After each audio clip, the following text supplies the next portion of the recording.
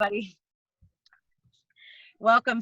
I'm so happy to be doing something like this. This is a first. I'm actually in my neighborhood in Israel. It's dinner time, and I'm here reporting from my car after spending a full day at work. And I think it's so beautiful that we're at a place in our life that, starting right with Kabbalah, like people that predicted thousands of years ago that we'd be able to do something like this right now.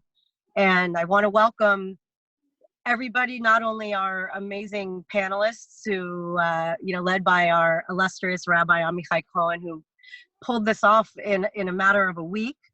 And, it just shows that there's so many people, in the light right now wanting to help others, and sharing our journey and our dedication and passion, for spiritual matters to really help uplift the collective consciousness. And I think it's clear we're in this time right now, and especially how fitting we're all in our homes. We're all going through the coronavirus scare pandemic.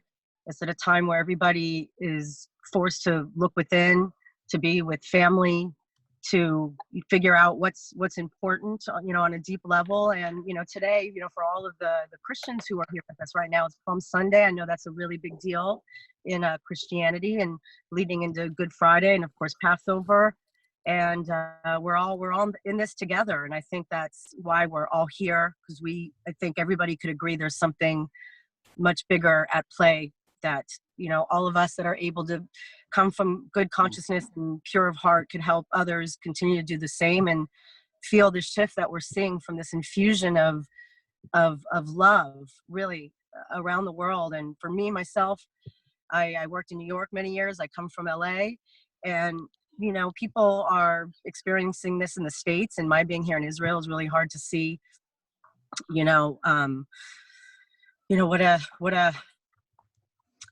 how much havoc this is wreaking on our entire planet. So I think let's start with, I want to introduce our panelists, and then I want to let Rabbi Cohen give us kind of the big perspective Kabbalistically of these times that we're in.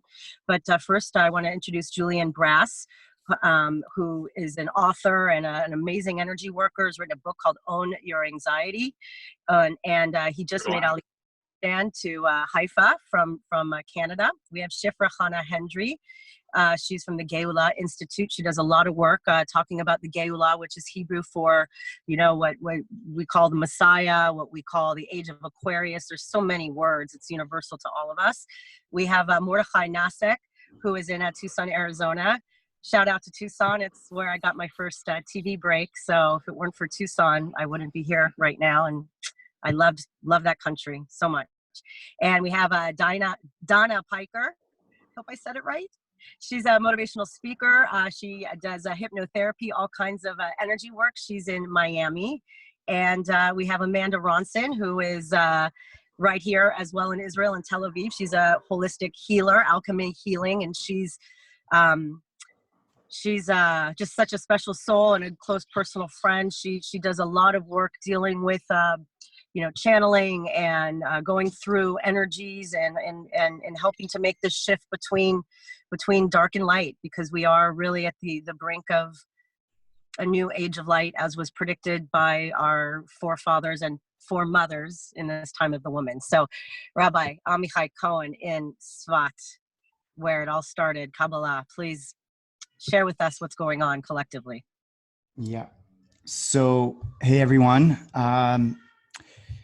So this summit is called Spiritual Awakening and Body, Mind, Soul. And the reason why this came to all of us is essentially because we are all feeling that there is a shift in consciousness, not just on the spiritual level, but on the body level, on the mind level, and the world is changing. And just to give you an idea of how much the world is changing, this is what I saw today in the news. But before I just want to quote that. On the UN, we know what is on the entrance to the UN. It says, famously, the quote from Isaiah, "They shall beat their swords into plowshares and their spears into pruning hooks. Nation shall not lift up sword against nation, neither shall they learn war anymore. So, meaning that in the UN itself, the very body that is meant to really enforce this idea of the safety and interconnection of the nations, we see that that is the driving force of the United Nations. Whether they've kept up to that or not is a whole other discussion, but that is their mission statement. And so let me just quote to you just very briefly what was actually initiated by the Secretary General, and that is he's calling for an immediate global ceasefire in all corners of the world. And he writes, quote, "It is time to put armed conflict on lockdown and focus together on the true fight for our lives. Pull back from hostilities," he wrote. "Put aside mistrust and animosity. Silence the guns. Stop the artillery and the airstrikes. This is crucial to help create corridors for life-saving aid, to open precious windows for diplomacy, to bring hope to places among the most vulnerable to COVID-19. But we need much more," he concluded, "end the sickness of war and fight the disease that is ravaging our world. It starts by stopping the fighting everywhere now. That is what the human family needs now more than ever." This is what the Secretary General wrote. There's over 1.5 million people that signed this petition, essentially fulfilling what the UN's mission statement is all about. And there are military facilities around the world that are developing respirators for because there aren't enough. So instead of making more bunker buster missiles or creating airplanes, they're creating respirators for people to be healed. So it's absolutely incredible what is going on. And I just wanted to quote one more thing that another UN chief says. This is the environmental chief writes. So she writes, Inger Anderson, "Our long-term response must tackle habitat and biodiversity loss. Never before have so many opportunities existed for pathogens. Those are those micro viruses, basically, that to pass from wild and domestic animals to people." She added that 75% of emerging infectious diseases come from wildlife, and our continued erosion of wild spaces has brought us uncomfortably close to animals and plants that harbor diseases that can jump to humans. And she finishes off, "There are too many pressures at the time on our natural systems, and something has to give. We are intimately interconnected with nature, whether or not we like it.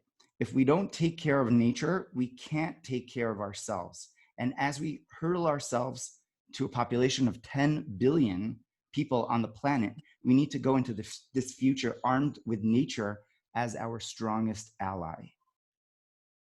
Amazing. Wow. Yeah. And this is coming out right now. So we're talking about an awakening. Well, this isn't just an awakening which is happening on some theoretical level. This is an awakening which is happening on the most practical level, that people are awakening to realize we can't have that same system of war, of power mongering, of governments that don't work and crush each other and put down each other. It doesn't work anymore. That system is a system which is antiquated. It's a system which we can't deal with any longer. And so the world itself is realizing this, realizing how we must shift into a higher consciousness. So this is exactly precisely what this whole summit is about, and why all of us, all these incredible teachers and practitioners are on to give the particular point of view of what it means to really shift into this consciousness. So I just wanted to mention, as a prelude to what we're going to delve into, body, mind, and soul. Because essentially when people think about awakening, they think about a spiritual awakening. Well, the truth is, it's not just about a spiritual awakening. Spiritual awakening isn't about leaving our world. It's about embracing what we already have and what is already here, in the here and in the now, within ourselves, within our consciousness. And we are essentially forced to do that within our quarantined homes. And we have no choice but to really look deeper into who we really are and to awaken to that higher consciousness. And so that higher consciousness is not a consciousness which is divested of our bodies and our souls and our minds. They're all a part of this evolving consciousness. It's one and the same. So we're essentially going towards an unbelievable evolutionary cycle, which we call Geula, we call redemption, we call the age of Aquarius, whatever you want to call it. Whether we know what it's called or not, we're going towards that. And that's exactly the where we're just headed towards. So everything really starts with the body. And in terms of ourselves, we start off with recognizing that we are humans and we have a body and we are limited by our body, whether we like it or not. But yet Kabbalah actually teaches that our body is the seat and it's the temple for where God resides within ourselves and within the world. So God isn't and when we talk about spirituality, it's not divested, it's not out of ourselves. It's meant to really be embraced and find its home within the here and now of who we are in the self, in the physical self. So, Wow. yeah. Wow. It's so beautiful, and as you're, talking about this, and then I want to start with the panelists. I mean, it's beautiful. And it's something that's come up in conversation because, I'm able to do a lot of really interesting spiritually connected stories for I-24 News, which is the channel that I work for. And, just looking at Australia, for example, what Australia's gone through, not just with the virus now, like everyone, but with the fires. And you think like even somebody who, doesn't have the vessel and soul, there isn't anybody who can't be affected by the damage that of the two animals that people associate with Australia as an example. And I think, that alone, is a telltale, I hope, awakening that I think we're all seeing now what's happening around the world. So let's get into the body because we're all having a really hard time. I think a lot of us spiritual people that have been kind of on this path are feeling a lot of energy because it's, we feel ourselves coming together to finally, be able to kind of help explain and help people through their journey through awakening in these times right now, because we don't really have a choice but to kind of make the shift. And of course, a lot of people are going through grief, hardship, the worst kinds of trauma possible. We're seeing people, we all know somebody who has been sick or has died from this coronavirus. So let's talk about the body. We know the body is the first kind of telltale sign of all of our emotions and everything. So let's start. We're going to go in alphabetical order, and we're going to start with Julian Grass, the author of Own Your Anxiety. And he's now in Haifa, and he's an international best-selling author of the book Own Your Anxiety, a global keynote speaker, workshop facilitator, health coach, yoga instructor, spiritual teacher, entrepreneur, investor, someone who had a high-paced job. You can see by his the amount of accolades he's already gotten for himself. He's put this into his spiritual work now. And he has a lot to say, and he works with all kinds of people about anxiety and how to work through it. And why don't we start with you? Because even those of us that are naturally have anxiety in their DNA, even the calmest people are not calm right now. It's impossible to be. Yeah, thanks, Emily. Thank you, Rabbi Cohen, for putting this together. To our amazing panel, it's really an honor to be with all of you.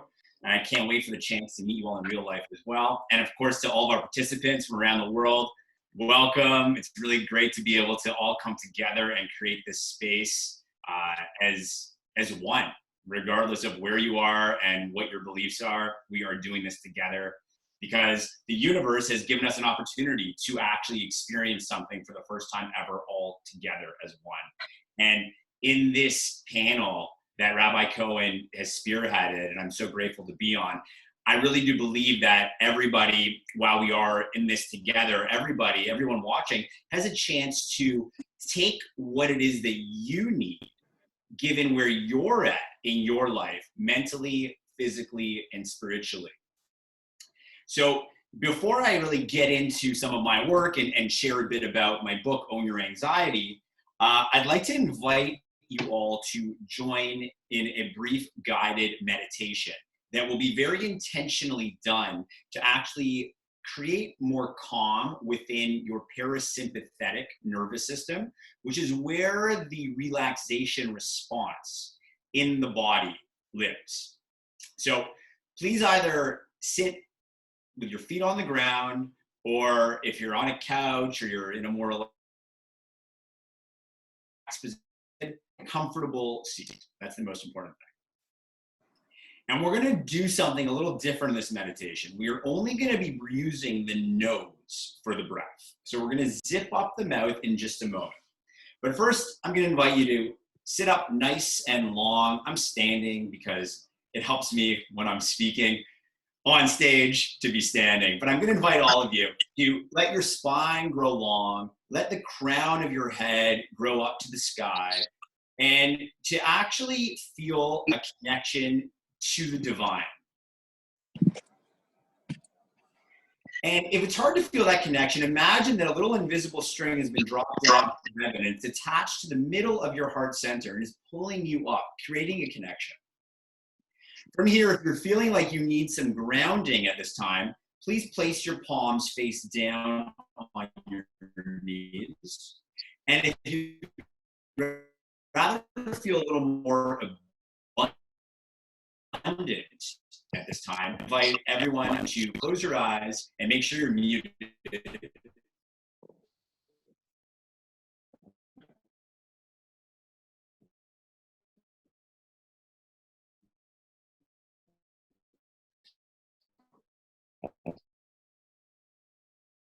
And we'll begin.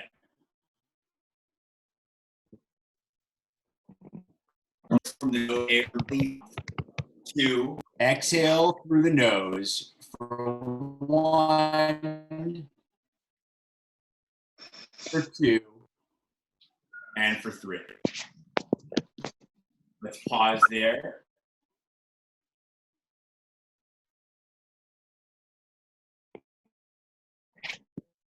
And through the nose, would be fantastic. Just Goodness, I'm thinking I'm on pause. For 1, 2, 3. The belly's nice as you exhale through your nose for 1, 2, and 3. Pause in this safe stillness that you have created. And now as you inhale through the nose to your belly, I invite you to say to yourself internally, grateful am I for. Insert one thing that you're grateful for. Visualize it. And now as you exhale, allow it to come closer to you and closer to you and closer to you. We'll do that again. Another breath of gratitude. Inhale from the nose to the belly, inside the mind, saying, grateful am I for. Pause. Give gratitude for one thing. And as you exhale, allow it to come closer to you and closer to you and closer to you until it becomes a part of you. On our last collective breath together, I invite you to just say a gentle affirmation as you inhale from your nose to your belly. And that affirmation is, I am safe. And as you exhale, I am enough. With the eyes closed, let's all take a big stretch overhead, reaching for the sky, arms straight, shoulders relaxed. Exhale, fall over gently to the right side, stretching out the left side of your body. And inhale, back up all the way to the left, stretching out the right side of the body. Come back to center. Open up the arms as the chest and the heart expands, being ready to receive all that is here today. Inhale the hands to heart center, to Namaste. I hope nobody watching feels worse after that. That was amazing. I'm a newbie to Zoom, and I have a few people WhatsApping me they can't get on, so I'm trying to troubleshoot. I don't know if anyone is listening that could somehow help, or maybe post on a Facebook the password. That would be helpful, and my deepest apologies. Thank you, Julian. That was amazing. Thank you very, very, very much. Okay, so now do you have anything you wanted? Sorry, did you say something? Yeah, so just to Rabbi Cohen, how much time do we each have, more or less? I think we have to kind of like keep it moving along to get to everyone, because we need to address the 3 different layers of everything. So I think we should revisit in the next one, just to make sure, just for time purposes, so everybody gets it. Okay. Thank you. That was absolutely amazing. Yeah. Okay, now we have Shifra Chana Hendry. She's been studying and teaching about the Geulah, redemption, for over 3 decades after an inspiration from and a vision from the Rebbe, whose face we see all over Israel. And her passion is to empower people of all backgrounds to experience, co-create, to go through this experience together, a topic that I personally also very much enjoy, because I think that, there's a lot of people who are aware of what's going on kind of on a grander scale by, monitoring it closely as it's happening, in the news. I myself am included, and I feel like, as we're in Passover right now, and we're really, here in Israel, we literally are having Passover on the television for people who are not in Israel. We're all going to be having Passover together, which is, big. And I think that, everyone is going through this very important energy shift that was stamped, in the cosmos as well. So please share kind of from your perspective, from the body, and how your work and your specifically about the Geulah can help be integrated within the body itself. Okay, so I want to say, first of all, it's the Rebbe's birthday. It's Yud Aleph Nisan, the 11th of Nisan. So on the birthday, it says in the Torah, Mazalo Gover, the Mazel, which is the spiritual source of the soul, dominates, which means that it comes all the way through the body to heavily impact the world. So happy birthday to the Rebbe, and may we all rise with him on his birthday. The birthday brings a new level of power every year, like we go up in a spiral. We go around the circle through all the recurring events of the whole year, but always up, up, up, up. So prophecies coming true before our eyes. Speaking about the body, I want to just quickly explain that there's the purpose for creation, as explained in Hasidus and mystical Torah, is what's called, in a nutshell, Dir B'Tachtonim, that God, the divine presence, divine consciousness, all of that should be completely revealed in the lowest places, in the places that are most unfavorable to that revelation. So in a nutshell, the scheme of creation, the chaining down of creation from infinite Or Ein Sof, infinite divine light, all the way down to, let's say, a mosquito or a virus or whatever it is, it's all God concealing, in order that we can reveal through that concealment and bring that divine light all the way through. So that is true on a cosmic level. That's, as Hasidus explains, the purpose of all creation is to transform darkness into light, so that obstacles into opportunities, so that the divine, so that God can be revealed in this dwelling. Dir B'Tachtonim literally means a dwelling place, a revelation of the truth of God in everyone and everything, in the places which are most unfavorable, in the lowest worlds. So in a nutshell, each of us is a fractal, is a microcosm of that whole picture. The body is like the universe, and the soul is like divine consciousness about good, is a fractal of God, and especially at its deepest levels. So we have to know that in all, like when people talk about a holographic universe, that our bodies, when we do something with our bodies, through our bodies, and first of all, the soul can only express itself through the body. Think about this. The soul can only express itself through what what mystical Torah calls the garments of the soul: your thoughts, your consciousness, your speech, and your actions. So that is, your soul's here, captive, a piece of God at its core, waiting to do this mission to transform darkness into light, meaning to reveal the inner purpose, truth, and divine presence and love in everything. And it can only do it when you're thinking those thoughts, when you're saying those words or learning the words that were said and taking those actions. So that's it. And when we do, because we each are a fractal piece of that cosmic dynamic relationship between the physical and the spiritual, the purpose and the target, the physical world. So we are automatically affecting everything. And this is implicit in the Torah, actually, that one thought, one good thought, even Maimonides says this, that everybody has to look at the world as if it's totally balanced between good and evil, and that your one thought, one action, word, or even thought can tip the scales for the whole entire world into Geula, into redemption, into the world of heaven on earth that the Torah promises. The world was not created for the intention of suffering. Suffering is like the birth process. You know, the contractions aren't in the birth, are not here to cause suffering. They're here to push out the baby. And that's where we are right now. The only other thing I just want to interject for a second, because I want to ask you, because people are already kind of asking these questions, you know, about kind of what does the process look like. So maybe kind of explain for people, you know, I have friends in particular that are starting to have different kind of ascension symptoms and whatnot. What does that process kind of feel like in the body? You know what? I think it's different for everybody. For me, it's been a process of more and more just feeling the presence of my soul in my body. Like I can almost not remember what it used to be like when life seemed like out there and I was in here. It's like, I think we feel like an aliveness.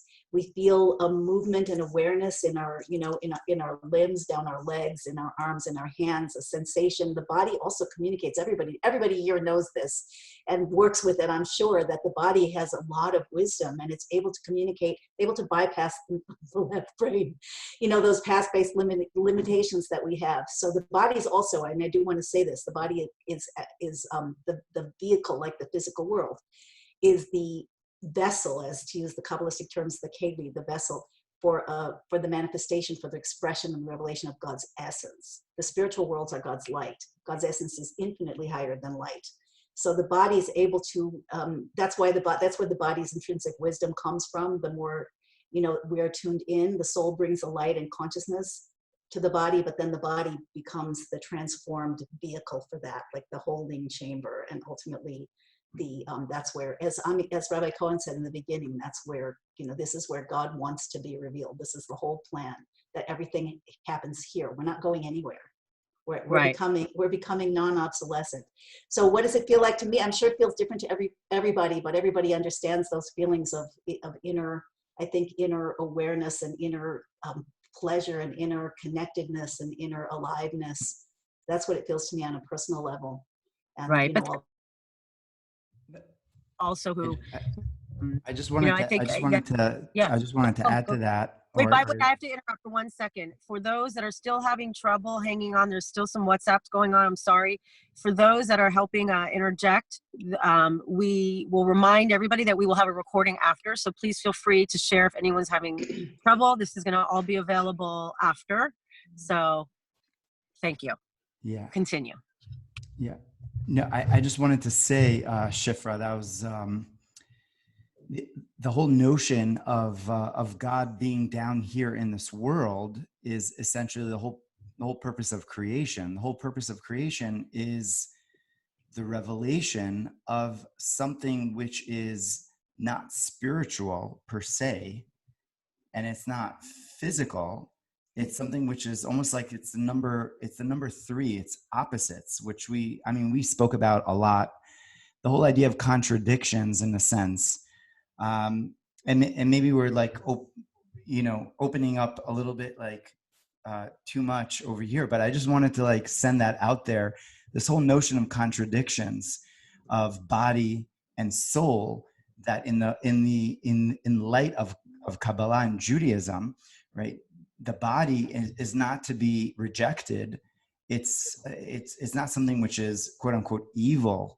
It's actually the whole purpose of creation is for God to be manifested within our day-to-day actions, everything that we do. And struggles, and struggles. Exactly. Yeah. Which Yeah. we're going to get to. Yeah. Yeah. So a lot of people, I want to just say one more thing before we move on to our next fantastic panelist. You know, I have a lot of friends, and I myself, when I had my own kind of spiritual awakening, like 3-4 years ago, I you know, have different symptoms. Some people having trouble sleeping, like I had dry eyes. You know, I have, you know, a lot of good friends right now that are really, you know, kind of having just a lot of anxiety, having a hard time sleeping. And, you know, I know, because I went through that as well. How can you explain those as kind of the part of also the symptoms of what needs to kind of be worked through to kind of make the, you know, cocoon, so to speak, of, you know, to get to where our souls are, where it needs, you know, to be, you know, part of this infusion of light? Are you asking me or the next panelist? You. I'm going to just, you know, okay. So very quickly, I there's a principle that I've heard from various healing modalities, and I really believe it.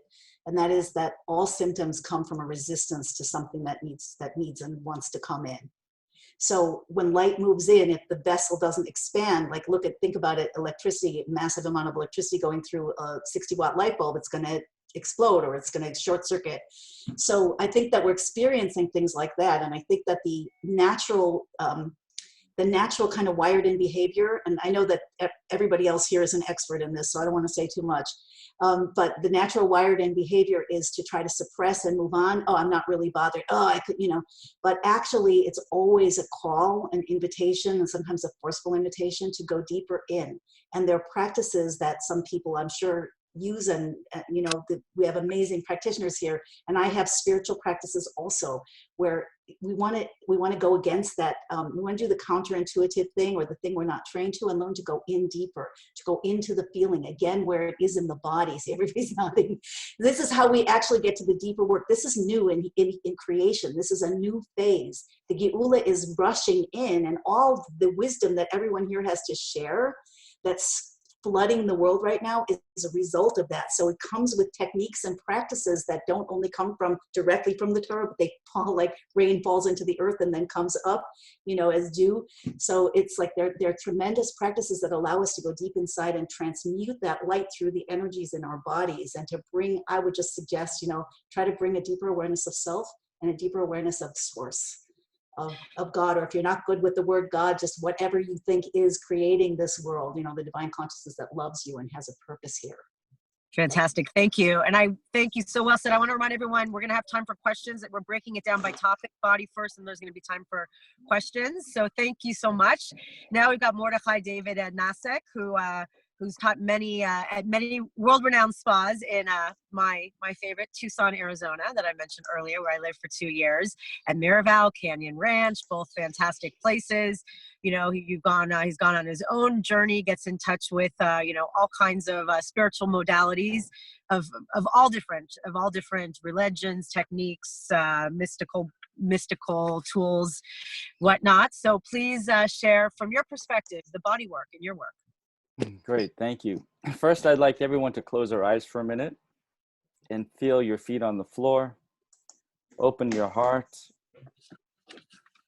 Ana bakoach, gedulachi mincha, tatir tzura, kabel rinat amcha, sagvenu terenu nora, nagibor dorshe yechudcha, kebavat shomrem, barchem, terem, rachamei, tzidketecha, Tamid gomlem, chasin kadosh, barov tuvcha, nehel adatecha, yehid ge'e, lamcha pnei zokrei kedushatecha, shavatenu kabel, ushmat saktenu, yodea ta'alumot. Amen. And whenever you're ready, just gently open your eyes, or you can keep your eyes closed as you receive what I'm going to share. So, coronavirus. The word corona means a crown, or a crown-like structure. And what we have to look at is what we have crowned, what we have made the king in these days. If you look at the tallest buildings in the major cities of the world, they're banks. In the old days, the biggest buildings were the churches and the synagogues. So there's been a shift into what society deems important. Money, materialism, those are the things that most people in this time have crowned as the king. And this coronavirus is asking us to look for the real king.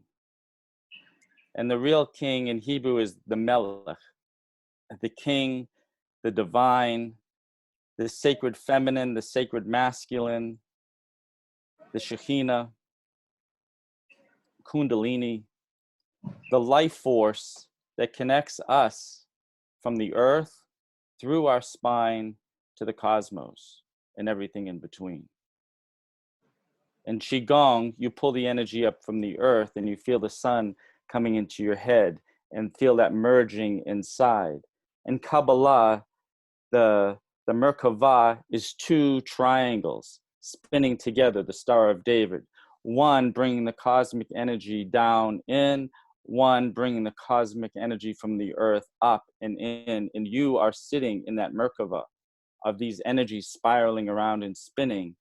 And you are the receptacle or the vessel for this download of this higher frequency, which is what's happening right now. And as that's happening, as Shifra was saying, that when we go into a different frequency or different vibration or something new, the old has to fall away. And that's what's happening. The old is falling away. Whatever has been built as a house of cards, it's falling apart. It's time to build something with a strong foundation, like the big stones of the Kotel. Those walls have been standing for 2,000 years. They haven't come down. So we have to build the structure in our physical bodies from stone, heavy stone. And what's interesting, COVID, they're calling this COVID-19. And the consonants are CVD. In Hebrew, that relates to kavod, which is his presence or his glory. Wow. So we have to shift our awareness and our consciousness to God's glory and God's presence, to feel the presence of God or the divine or the creator or whatever name you want, the universe. You have to feel a divine connection, a personal connection. It's no longer about a religion or a way or a teacher or a practice. It's about you directly connecting to God right here, right now, and letting nothing in the way. For the people that don't have a spiritual practice, there's probably a lot of suffering going around as your physical world is falling apart. If you're used to eating out, you have plenty of money, you're eating out, you have a chef, well, the chef can't be with you, you can't go eat out because, you know, the restaurants are closed. You know, if you can't interact with people, so if your ego, your sense of self is wrapped around who you connect with and how you operate in this world, your operating system is now coming crashing down. So whatever your mode of operation is that is synced up with the physical world right now, it's coming crashing down. And that's not fun or pleasant. And it can be scary. It can be frightening. It can be like worse than like these apocalyptic movies, which is what seems to be playing out right now. If you're coming from a place of attachment to that type of physical reality. And for the folks that have been on a spiritual path for a while and their friends are like, oh, what are you doing going on retreats and meditating and blah, blah, blah. Oh, you're crazy. Those people, this is kind of a gift. The world is being asked to go within, and everybody is in seclusion. This is what the monks did in India, what the sages did. Rabbi Shimon Bar Yochai for 13 years in Israel spent while he was being attacked by or chased by the Romans. For 13 years, he and his son ate carob pods. And when he came out of that experience, his vision was so intense that he burned things up with his eyes. And God said, you're not done cooking yourself. Go back into your cave. Okay? And this man is the father of the Zohar, the key mystical text of spirituality and mysticism in Kabbalah, Jewish mysticism. And there are many sages of all the traditions, Sufisms, Native American spirituality, Christians, that have these people that went in. The yogis. You think the yoga poses that you do in a yoga class, someone said, okay, when you do this pose and you twist like that, it's going to open your heart and your liver and blah, blah, blah. No. What happened is some dude was in a cave tapping into God, and God moved them into a position. And from that position, they realized, oh, when you're in that position, this is what happens. But it came from within. So the message that the divine is giving us now is to go within deep, deep, deep to the physical body, deep, deep, deep into your mind, deep, deep, deep into your spirit. But right now, we're on the body. And to stay in your body right now, you have to strengthen your body. And you have to strengthen your body because the forces, what's going on energetically, spiritually, and physically, you have to strengthen your immune system. You have to strengthen your immune system, and some things that are being suggested by some amazing doctors that are aware of the spiritual realm as well are things like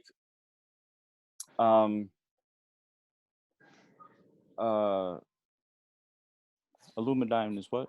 Iodine, special types of iodine, silver, nano silver, red algae, zinc, antioxidants, vitamin C, vitamin D, essential oils, special homeopathic remedies.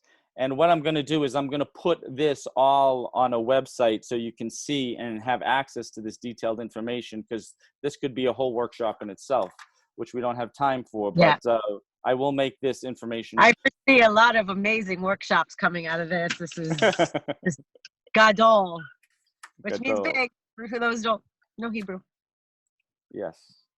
Wow. So, go ahead, Emily. Wow. It's beautiful. And it was funny. You were just saying that, in Kabbalah, one of the 72 names of God is the Om sound and the connection also to the Om. So even beyond this, like all of these ancient languages and everything, we're all connected as well, just from the letters and the divine that comes with that. So anyway, thank you. Now we're going to go to Donna, who's in Miami, and she's a healer. She does a lot of meditation. She does a lot of work with the subconscious mind, a lot of work having to do with, soul wounds, traumas having to do with the Shoah, with the Holocaust. And she also does a lot of public presentations, and she's been on TED, and she's dominating the world stage. So take it away and tell us how your work incorporates the body. Thank you. Well, just building upon what everyone's already been discussing, and ascension symptoms or spiritual awakening symptoms, which I think is very important to talk about in the body, because as more light is coming in and it's palpable, there's a lot of symptoms that come with it. And I started realizing, and I'm just jumping straight in, so I hope we can all buckle up, but a couple of years ago, I started realizing that when I got sick, I wasn't physically sick. And it came to me a number of years ago that when I was cocooning, which I now call the incubator, the healing incubator, which is a new affectionate term I have for these symptoms. And And a lot of the people I work with, so I specialize in autoimmune disease and trauma and the correlation of stagnant experiences of the past creating fatigue, pain, and uncomfortable human physical symptoms that we label as disease. And a couple of years ago, what I started realizing is that pretty much every single person, 95% of the people that I was working with, were incredibly conscious, incredibly aware. They knew what was going on with them, but they had this tremendous amount of energy running through them that was creating pain. So throughout the years, I started developing these kind of rapid, for myself as well, as I've had a number of spiritual symptoms, ascension symptoms, even this past month. First of all, I'd like to say sleep, okay, is number one. They say Einstein, right? Einstein did not come up with his theory logically. It wasn't something that he wrote down, you know, and then it was accurate. 10 years after he had this, Einstein was always sleeping, okay? I don't know if a lot of people know that, but he was always sleeping. And as he was incubating, there was these, you know, new revelations that were coming into him as he would awaken in this meditative state. And then 10 years later, his theories were proven. So when things would happen to me that I would get sick, even this past month, as there's been so much energy around the world, and I've been using all the tools I have, and I'll share a tool with you, 2-second tool to get you out of pain. I needed to sleep a lot. And basically what I've been asking God lately, firm request, is please allow me. So what would happen? I would get sick, and then I would have a revelation, right? I'd have a spiritual insight. My vessel would break. So what happens? And some people call this ego death. Okay. It's a terrible term, but when your beliefs become broken, and this was happening to me very rapidly over the past 5 years, I would have a paradigm shift very rapidly. And when my beliefs would shift, I would feel this tremendous pain in my body as if I'm going through a death process. Didn't know what it was, had no one to tell me what it was. I would just lie down and experience. And what I'm noticing now, actually biologically, what happens is sometimes when your beliefs melt, when your paradigms shift, you actually feel it in your body as this pain, as this melting, as this, you can't even describe it, right? And on the other side of this experience, I would develop abilities, psychic abilities, okay? I would develop intuitive abilities. I wanted nothing to do with this. It was just happening to me as my spiritual process was going very rapid. So I'd go through this painful experience, I'd have to sleep through it, and then I'd have these incredible insights. So what I've been asking God for lately, actually this came to me 2 days ago. I was like, listen, I'm listening. Whatever you want to tell me, my ears are open. Please send me these messages through positivity, which I see or deem as positive. Please allow me to have these insights through ease and grace and understanding that feels peaceful. And it's been happening more and more. I don't feel sick today, which is great. My ascension symptoms are calming down. Good. But I've started to realize the difference between when my body is really sharing a message with me, when it's actually a physical flu, or if it's these symptoms. So a really nice tool that I use, usually when I do sessions, you know, they're about an hour long, but I've been learning, because I call it wizard school.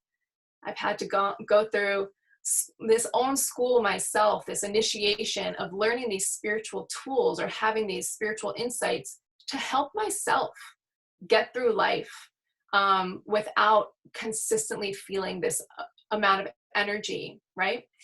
So this is a tool I like to use. It's 2 minutes, and it came to me one day when I had a fever. You know, as you can see, there's a theme here. I had a fever. It was probably 5 years ago. I had a fever, and I was not interested in this fever. You know, I was like, I'm done. Let me be healthy. I'm over it. And I did this, and the fever broke. And within 5 minutes, I processed all the energy that was going through me, and the fever broke. So it's a simple meditation.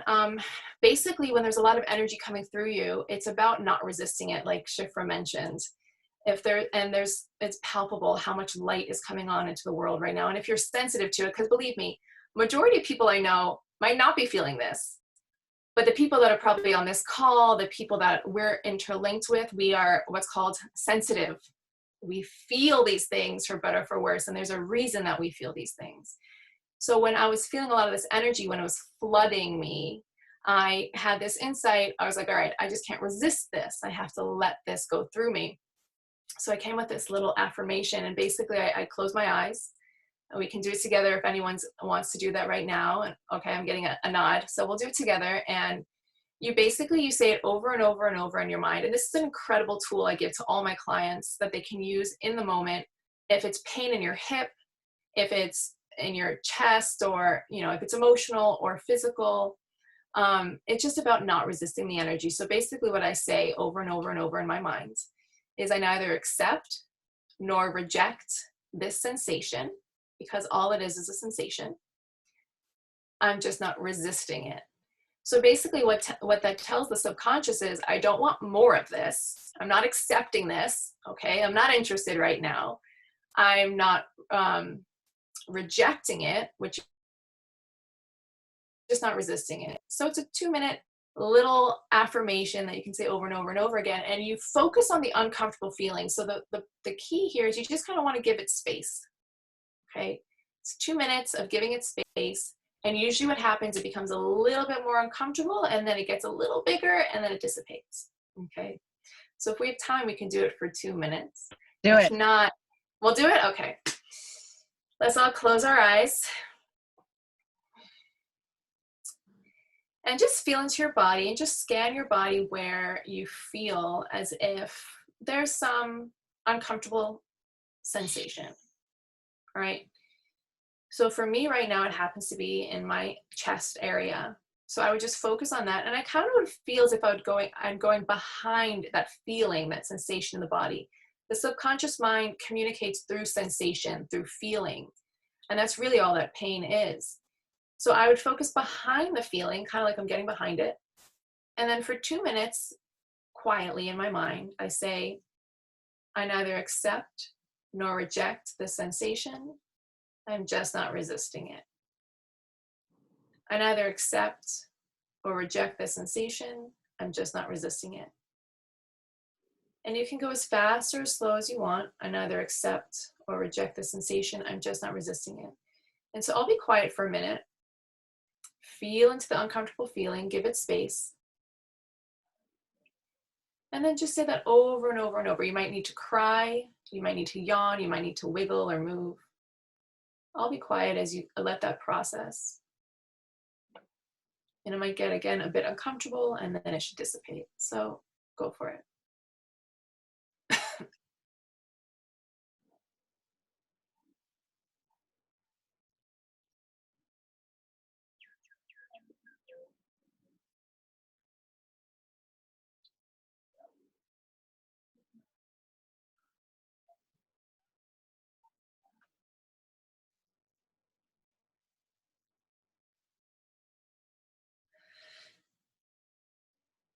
Good job.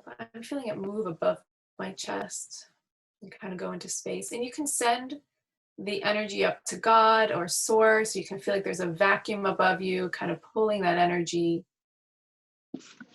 allowing it to go faster. Or it might go fast, it might go slow. So whenever you're ready, you can feel free to open your eyes. And this process might take 30 seconds for some people. It might take 5 minutes. And it's a really short and sweet affirmation that is for your disposal whenever you feel uncomfortable in your body and as energy is moving through you. Wow. Amazing. Thank you. Thank you. All right. You're welcome. I'm enjoying this. I can't believe we've been able to pull this off. Okay. Yeah, so now I just want to say something about Emily. Emily is a super professional news anchor, been around for years and years and years. So she's got this professionalism, but she is such a, she's like so much with us. Like with, you know, you look at news people, they're like, oh, they're, you know, they're in the news. But Emily is really just a, what we call a, you know, chiller, someone who's like in with every, you know, on surface level, you know, with everyone. So Thank you. Thank you. I appreciate that compliment.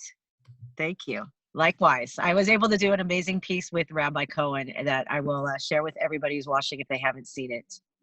So yep, I'll find any reason to do stories about spirituality, and thank you for to do so at I-24. Hang on 1 minute. I'm just wanting to fix this. Is everybody here? Okay. Thank you. Okay, now we have Amanda Ronson, who is here in Tel Aviv. She's a dear, dear, dear personal friend of mine. I've done a lot of work with her personally as well. She is from London. She's a renowned consciousness development teacher, energy master, spiritual healer. Her company is called Alchemy Healing, and she treats people around the world, not just in person, but around the world through just as all of you do. But her work is also something very unique, and I want to get into what Mordechai was saying about the Merkaba. Amanda does very deep purifying guided meditations having to do with the Merkaba. So the Merkaba is something very pivotal in Amanda's work on a personal level as well. And she is someone who is, I call her, she's an oracle. She channels, she is able to work with guides, and she works a lot with the big picture of energies, dark and light, and helping metaphysically and alchemically to kind of rid whatever residual negative entities may be, you know, connected as we're going through this process, to kind of rid our body of this and, you know, to elevate into our own maximum potential as well. And she's just, she's my guru when I have questions about the light and the dark. So take it away. Thank you, Emily. And guys, that really was interesting what you all said, and it was really, you all spoke amazingly, and I felt that it was so clear, so it was really easy to follow, and it gave me a really much easier time now because you've covered it from each angle, so that leaves me just the little tie-ups, I think. So I feel that when you're going to be listening to all this, everyone's going to say, okay, so how do I keep strong? How do I keep the stress out? How am I going to keep that? So alchemy healing is all about integrated consciousness, and it's very practical, and it's about transmuting those negative and, you know, those negative energies and going into your shadow self. So, you know, we can keep going into a meditation and be calm, but as soon as we leave the meditation, we're not going to stay so calm. So, you know, hopefully longer than other times. But, you know, when you really, really have had it for a prolonged period of time, you know, Emily was saying before that, you know, people weren't really calm. It was hard to stay calm at this time. But when you've done this level of work and you've gone through your shadow self, you have an ability to stay in the calm. And I call it being the, you know, the inner inside of the tornado. There's the storms going around you, and you're able to be totally in that peaceful place. Okay. But this is not so easy to get to, and is the process that I feel Shifra is talking about. It's about going through all the things within self to bring yourself fully into the light. So that's simple if you go through your shadow. So you can, yes, you can go to a place and you can meditate and you can align yourself, but we need to go a little further than that at this time to really have sustainable change. So sustainable change comes from going within, right, Shifra said, but it's about staying there. Okay, so when I go inside, I want to hear, okay, just like Dana was saying as well, she was saying, I hear it, I'm going to the pain, I'm just with it, I remove it, but again, the pain may come back, because though it wants to be heard, there's a reason that pain's coming. So when energy gets blocked, it causes disease, dis-ease. So all we need to do is put light on that story that is coming forward, and we can rid the body of these, all diseases. So emotional disorders, physical disorders, all different things that are happening to you. It's just more manifest if it's in the physical. So if I've got a bad arm, I go into the arm pain. If I go in, I'm really sad, I go into the sadness. So you can all ask, how do you do that? Okay, because that's something we need to know how to do it. We need to be practical here, because we're all sitting in a lot of stress, and that's going to jump back to what Mordechai said. Like, if we want to have our immune system and we want it to be working and we're in stress, Well, however much you take of your silver colloidal or your different mushrooms or your different things, your zinc, your vitamin C, we're going to have a problem again. So what we have to do is we need to be getting rid of all that stress and strain. So that comes into what I'm saying now about the darkness. So all stress, guilt, pain, fear, anger, all of them are the negative. That is the darkness we're talking about. Okay, we all have it within, and we have our personal darkness. That's ours, and obviously there's stuff out in the world which is the outer dark. But you know, we're looking at within for the moment, and we have to go inside it. So when you work in alchemy healing, each time we're going to say it's like we take over the klipot, we take over the layers to take them out, so we can eventually get into the soul, into the source light. But we have to go through all the different behaviors that are coming up. So we have to step into each of these behaviors and wonder why they're coming. So if we have this terrible depression, the root of the depression is anger, suppressed anger that you feel that you shouldn't have. Okay, sadness, anxiety is sadness that we've never dealt with. So all these things are coming up, but we don't need to let that define us. We have to go inside it so we can remove it from our system, so it no longer traps us in the emotional body. We do not need to be victims of our emotional body, and quite the opposite. When we move into higher consciousness, we move from victim consciousness into creative consciousness, and that's the oneness. So what I look at is I'd be looking at what's underneath that story. So how we do it is we go into the emotion that's sitting there. Okay, we'll do it as an emotion, because if we do it physically, we just need to, when you go into the physical pain, you can just say, well, what's that feeling? And then you get to the emotion. So we start off on the emotion, and then we can go from the physical over to the emotion, and then we're going to go inside what's sitting there. So first of all, I would be doing that beautiful Merkaba meditation, which teaches you to be strong, which teaches you what it feels like to be protected, which shows you that feeling of alignment, because we don't know what we don't know. So we have to feel the alignment to resonate with it, to know, so we can stay there. Okay, but also we have to change our cellular memories, flip them to the new way, so we can stay in that new place for a prolonged period of time. So after we go through the meditation and move into our alignment and feel all of that, then the work begins, because now we got to like let it rise. So our body holds consciousness, our mind is consciousness, and our body holds consciousness. So we just need to speak to it, and it will reveal itself to us.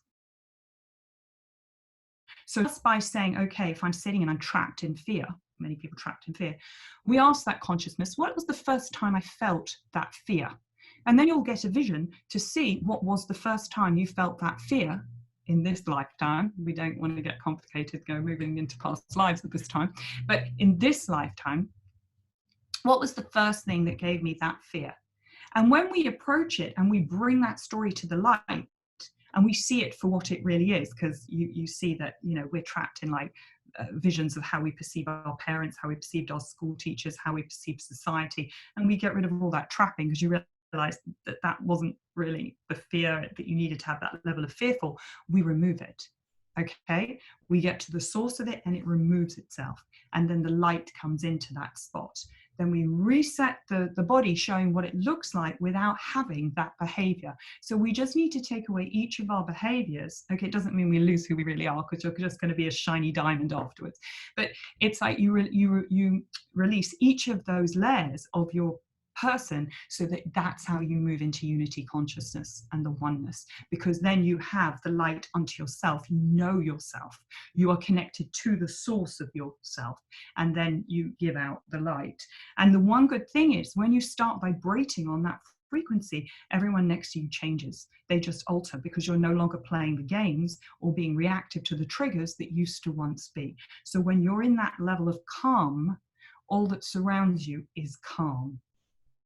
And we can have a great effect then on our children, on our families, and we can just, that creates the change. Because I used to say always, I wanted to make a change in the world. I wanted to go into politics, make the world a better place. But really, then I discovered that the change is within me. And when I move into that calm, then all the world starts shifting that goes around me. So I felt very good about that.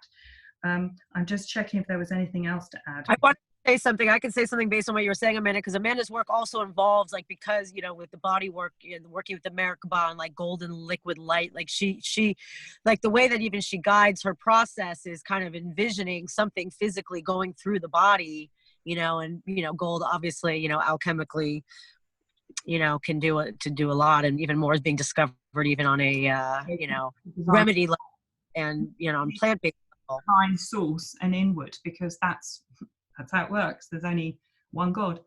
So we have a question over here from Rachel, and she says, "How do you know you've gone back far enough in our lives?" You'll know. Well, first of all, I've given a gift of a meditation that was one just to bring you into a lovely vibration and to help you stay there. But I have another one, which you just need to go into Alchemy Healing, which you can get is an emotional healing meditation that when you're inside it, your subconscious will take you there. All right. Eventually, we don't, you know, I'm talking about only the basis of the treatments with me. Eventually, I would be teaching everyone how to just get the visions from the other side, and you can start having visions in parables and start learning things that are very important. Once you've started removing all of those layers of yourself, you can also elevate your soul through greater worldly understandings by getting visions through the same format. But yeah. Wow. Amazing. Amanda, thank you. Amichai. So I just wanted to say that this whole notion of body is really connected to what Kabbalah calls malchut, kingship. And that's the lowest level, seemingly the lowest of the emanations, but yet it's the purpose of it all. And everything is within that realm of kingship, within malchut, within what we call the finite. And so all potential that we have is really connected to the finite. The infinite potential is really connected to our finite potential, and it's a contradiction. And it's like Dana was saying, like, you know, you could reach like all types of abilities, and Mordechai and Amanda and Shifra, you know, it's like we're that notion of actually being finite is really allowing us to tap into something which is much greater than our finite self, which really brings the whole notion of the body in Judaism and Kabbalah, that the whole idea, and this is kind of deep, the whole idea of the resurrection of the dead, which sounds like out there, but really the resurrection of the dead is found actually as one of the 13 principles of the Maimonides, and the way the great Kabbalist the Ramban explains it from Cordova, Spain. He explains there's a disagreement between him and the Maimonides and the Rambam. He basically says that the whole purpose of creation is for us to be back in this world, and for the bodies to really express themselves on their highest level. And I just think that there's such an awakening in the world. I mean, prior to to this whole epidemic, of like people being more eating healthy, of exercising, of being connected to their breath, to meditation, to yoga, if it's different exercises, etc. And there's a real awakening within the world, because people are realizing that the body is not something that we could take for granted. We can't just go out there and treat the body as just, whatever. You could eat whatever you want, do whatever you want. Like, we have to treat the body in a respectful way, in a allow the body to really assume its godly self, because that's really what it is. And so the finite level of the body is, or what we perceive it, is just external to what we could potentially reach. And in this whole notion of geula, of that we're going towards, it's just important to know that it's not. It's an interconnected chain of body mind, soul. It's not just one of the either one of the three. They're all interconnected. It's not just a spiritual like epiphany that we're having and we're out of the body when we're feeling that anxiety, like Julian is like, you know, a pro of understanding that, and Dan and everyone, when we're feeling that anxiety and that sensitivity, that we're all sensitively connected. I just want to share this past Shabbat. I just couldn't help myself but cry, like in the middle of the meal. I just wanted to like share that, and I didn't even know where that came from. There's just a very, very strong energetic level which is coming down into the world, and our bodies are feeling it. And like Mordechai was saying, like we have to know how to take care of our bodies and know, you know, how to eat the right food, sleep the right amount of time, etc., etc. But at the same time, realize that all these feelings that we're having are just a conduit for immense growth that we are really in the midst of when we talk about Geula. Wow. Yeah. Amazing. On that note, I think we should, Rabbi Cohen, I'm quelling. This is really, I can't get over the fact that we're able to do this right now and that people are actually there watching us right now. It just feels so good. It just feels so good. I can't stop smiling. I think we should go to questions, and just so everybody knows, we're going to go over mind and also soul. So I love that we were able to give such a great broad introduction. I think when we go to mind, because I know soul is going to also be very deep, let's try to keep the mind portion a little shorter, just because just so we're aware of time, because I know we have some questions. I just wanted to say one more thing. If we could all collectively just get together and maybe think about healing for all those that are sick and all those, and including ourselves, because the actual numerology of sick, of chole in Hebrew is 49, which is just missing the 50th gate, which is the 50th gate of consciousness. And so if we're missing that consciousness and we're missing that spiritual consciousness, then we are ill as a society, as individuals. And if we could just collectively just really have that, you know, that united feeling of just light, because if such a small virus could infect so many people on that negative note, how much could we do on the positive note? You know, how much could we really just reverse that if we just get together?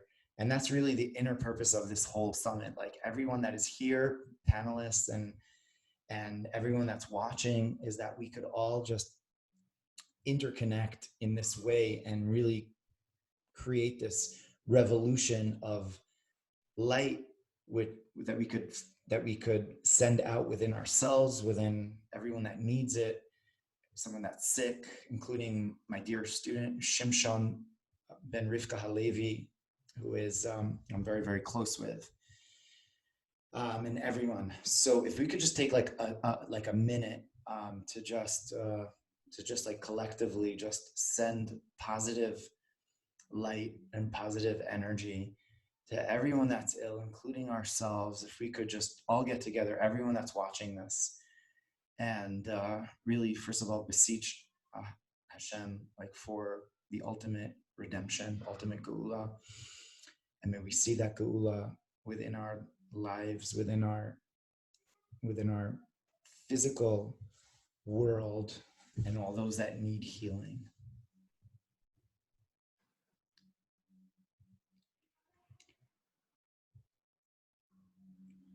El Narifanallah.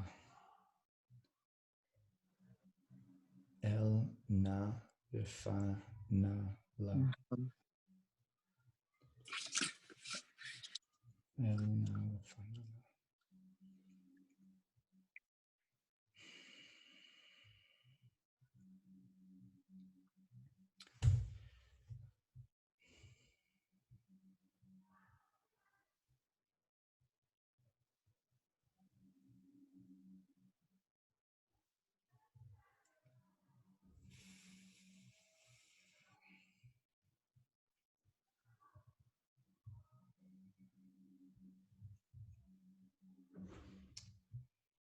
Yeah, I really feel that this is what Geula is about, is really the interconnection of all of us really coming together on a deeper level, on a much deeper level. This is what we have been lacking for so long. Communication has been horrible.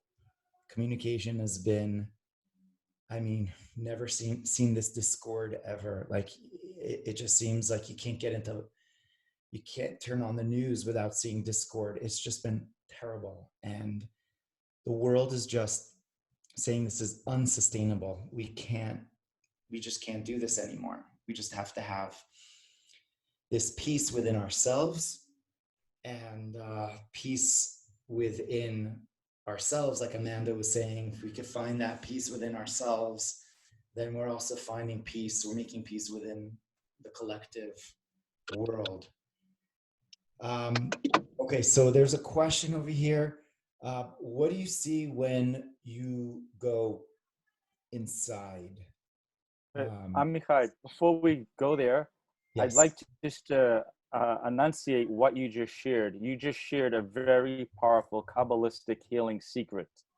Anna, Elna, Rafanallah.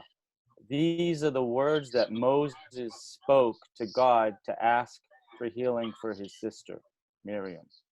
Anna, Elna, Rafanallah.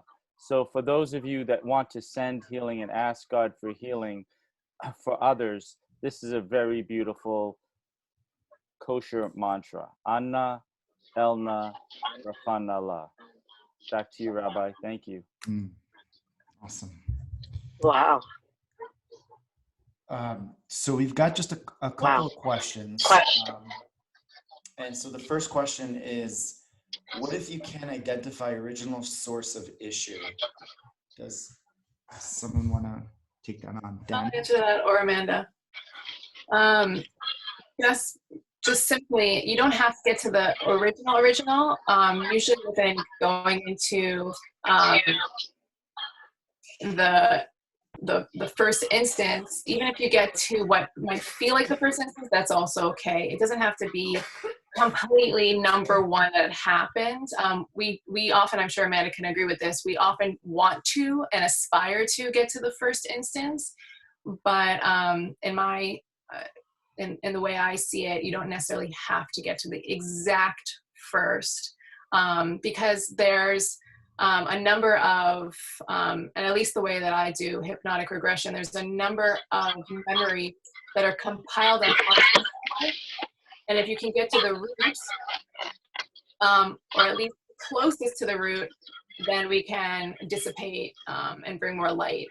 But it doesn't have to, you don't have to know exactly if it is, but you will have a sense. And we ask you, usually during the process, is this the first time? And usually you'll get a yes or a no, but it doesn't have to be exactly precise unless, Amanda, you think there's something else. Yeah. So just another question, because we got like a bunch of questions going on over here. If someone else wants to Can I take answer that one? Yeah, go ahead, Amanda, finish, and then we'll, Yeah, if you can't go to the real root, it's because maybe you're not ready to go to the deepest point. Because sometimes, we're being protected as well. And sometimes when we've forgotten memories, we're supposed to. So it can be like that. But on the whole, if you follow my system, you go to the first event, because that will pull it out. Then you may have other behaviors because of complexities that it got knotted into your psyche, and that comes out later. But initially, you will go straight to the root. You just need to know how to do it. So when you're going through and you're putting out that intent to the universe, it will come to you. It just appears. You will be shown it in my method for sure. brilliant. Rabbi, more questions? Okay, maybe we should start with the next section, because I think that Let's do it. Because this is kind of general question, and I just want to quickly address it. Nick is asking, is it just me, or does this spiritual revelation bring new meaning to some of the Christian scriptures? Okay, so I just want to say that that Judaism and the Kabbalistic tradition is rooted in thousands and thousands of years prior to creation and the revelation of Moses on Mount Sinai. And not going into specifically the Christian scriptures, because I'm not really aware, or I can't say I'm an expert on that at all, but I am, I could say, an expert on Jewish texts. And in the Torah and in the Bible and in the book over here of Isaiah, which we're going to read a little bit later, God spoke about a redemption for all nations, and spoke about Jerusalem, and spoke about all nations are connected, and they're going to have, as Isaiah says, they're going to communicate with one language, one clear language. In other words, there's a disparity in our communication, and that's the big problem. And when all different traditions could communicate to each other in that language, then that is already a beginning of something great. And that's why I wanted to read as the intro what is going on in the world, that the world is saying, let's put down our arms, which is a prophecy of what Isaiah says, right? Let's start treating our world better, and let's start, stop chopping down the trees and be disrespectful to our environment, because we are in this world and we can't be egocentric in putting down the world and people that we don't respect or we don't like. And so there's a much deeper question over here of scriptures and sources. I think it's an interconnected message which is coming out to the world, which is there's humanity over here, as the UN Secretary General wrote. There's a pandemic which is battling all of us. So let's put down our arms. Let's stop fighting and start communicating in a clearer way. I could add a little bit to what the rabbi said, because I study a lot. I've been studying a lot of like history and a lot of, it's a whole other topic, but also as far back as early Christianity and all types of different modalities of talking about this topic, that I think it would be great to have a follow-up, because there are, even in Isaiah, I even have a few right here, and part of Isaiah's prophecies, the Christians very much believe in it, because it is about calling in of the exiles. I mean, I actually have one right here because I'm working on a book, but about Isaiah 60, and nations shall come to your light, kings to your brightness of your rising. Lift your eyes all around and see, they are gathered together and come to you. The abundance of the sea shall be turned, and the wealth of the nations shall come to you. And Israel and Jerusalem becomes a prayer house of all nations. So this is a whole beautiful topic that for those that want to know more, we could address it in another conference, another summit. So I think we should get to the mind a little bit. Each of you kind of talk about the mind part. Rabbi, if you want to address it Kabbalistically before we get to it, and then go from there. And I'm sorry about my car light. Is it really bothersome? It looks great. It's okay. So the mind is really the seat of our self as we know it, and it has many different names. In the words of the Tanya, the Alter Rebbe writes that it's called there's the Nefesh Elokis, there's a godly soul, and there's the animal soul, which is infused within the body, and we have a conductor between the two, and that's called the Nefesh HaSichlis. It's called the intellectual soul. And the intellectual soul, the mind, is the decision maker between veering to the godly soul way of life, higher living, versus stooping to animal soul cravings, mentality, following our instincts, etc., etc. So everything really comes down to our choice. And I would say it's very humanistic. Those of you that are familiar with psychology in nature, Viktor Frankl, the behavioral system, the behavioral school of psychology, that all we have at the end of the day is our choice. And the choice that we make is what propels us to our highest levels of success versus we could stoop to the lowest. And it's all us. It's all the choices that we make. And I think now more than ever, we're really placed in that, we could say, cocoon of making that choice, because we could really just fall into, I mean, I don't want to say it, but we could fall into really negative places in our minds, and people that are not spiritually inclined are falling into those places.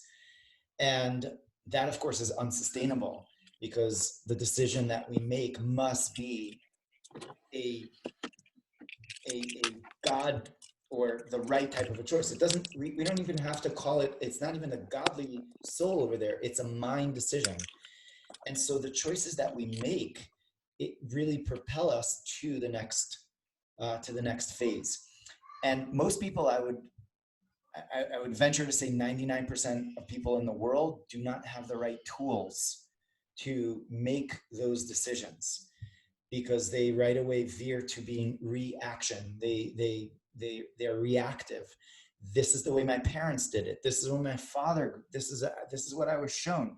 And this is the type of behavior which they exhibit, which is the opposite of what a God, higher level thinking should be, which is not reactive, which is now just choosing the right decision as opposed to the opposite. So it's very, very humanistic in nature. If we could draw upon that psychological school of thought, that Kabbalah really holds that everything is in the seat of your mind, in your decision. It's all within your decision. We have free choice.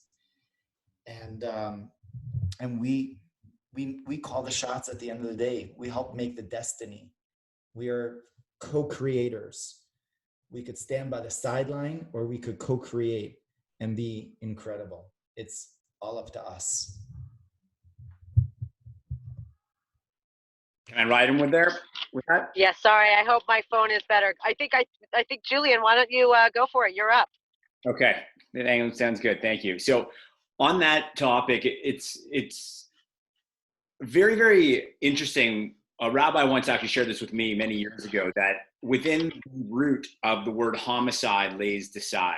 And when we make a decision about something, we effectively kill off all other possibilities, right? We create a homicide against the alternatives. And it is so easy to not remember the power of our decisions. And especially at a time like this, when there never has been a larger amount of human beings that are actually waiting for someone to give them a call or give them a Zoom or a video chat to complain about a particular thing they are dealing with based on Corona. There's a jury. Everyone's waiting for that call. If you want to complain about something, at least 5 to 10 people right now that are willing to take your call and complain with you. So we have a choice. All of us who are spiritually inclined and who are leaders, we have a choice. And I'm speaking to everybody on our panel as well, all of our participants. You are leaders for being here and for deciding that this is how you would spend your time right now. We have a choice as to what we want to do about the very fact that there's never been more temptation to play the victim card and to be negative than right now.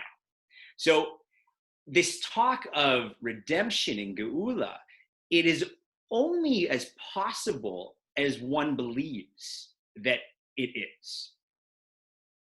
If that redemption is perhaps just all within the mind, we need to believe that we actually have power and control over the mindset. And in my book, Own Your Anxiety, which I just want to tell you guys a very, very bit about. I'm not plugging the book. Thank God it's already an international bestseller. I want you to understand the methodology behind why I created this book. The subtitle is 99 Ways to Channel Your Secret Edge. I truly believe that anxiety, if channeled properly, can be the greatest gift that a human being can ever possess. It's just, where do we define and internalize that anxiety as being? Do we define it as a good thing? And do we internalize it as a good thing? Or do we internalize it as a bad thing? Do we feel victimized by the anxiety? Or can we perhaps take a moment to say, wait a second, I have this natural flow of energy coming into my being, my mind, my body, and my soul. And it's so much energy that, well, I'm just not used to containing this much energy at one time. So I'm fearful. And I get scared. And I want to retreat. I want to get rid of it. But I ask the question to everybody here today. Does a professional athlete or a famous performer not feel anxiety before they go on stage, or they go on the court, or they go on the field, or they go on the ice? Of course they do. The absolutely famous, incredible musician Adele has crippling anxiety. And 2 times in her life, when she went on stage, 2 times, she actually vomited on her fans. Can you imagine? Grammy winner, one of the best voices of our generation. Her anxiety got the best of her. She actually threw up on her fans twice. When I was doing the research for my book, which took over 3 years,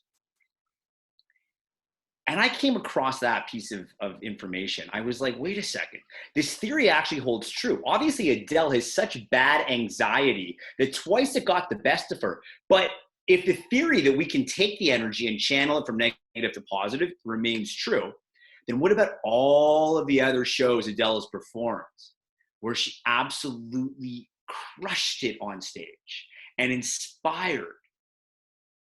She channeled her anxiety. She's a human being just like all of us. So if she can do it, why can't we do it? So at a time like this, when Corona is creating so much fear, we need to have more systems, and we need to have more tools. So I want to quickly make sure that everybody watching leaves with this one tool. Grab a pen and paper. It is a morning routine that will forever change your life. And it's very easy to do.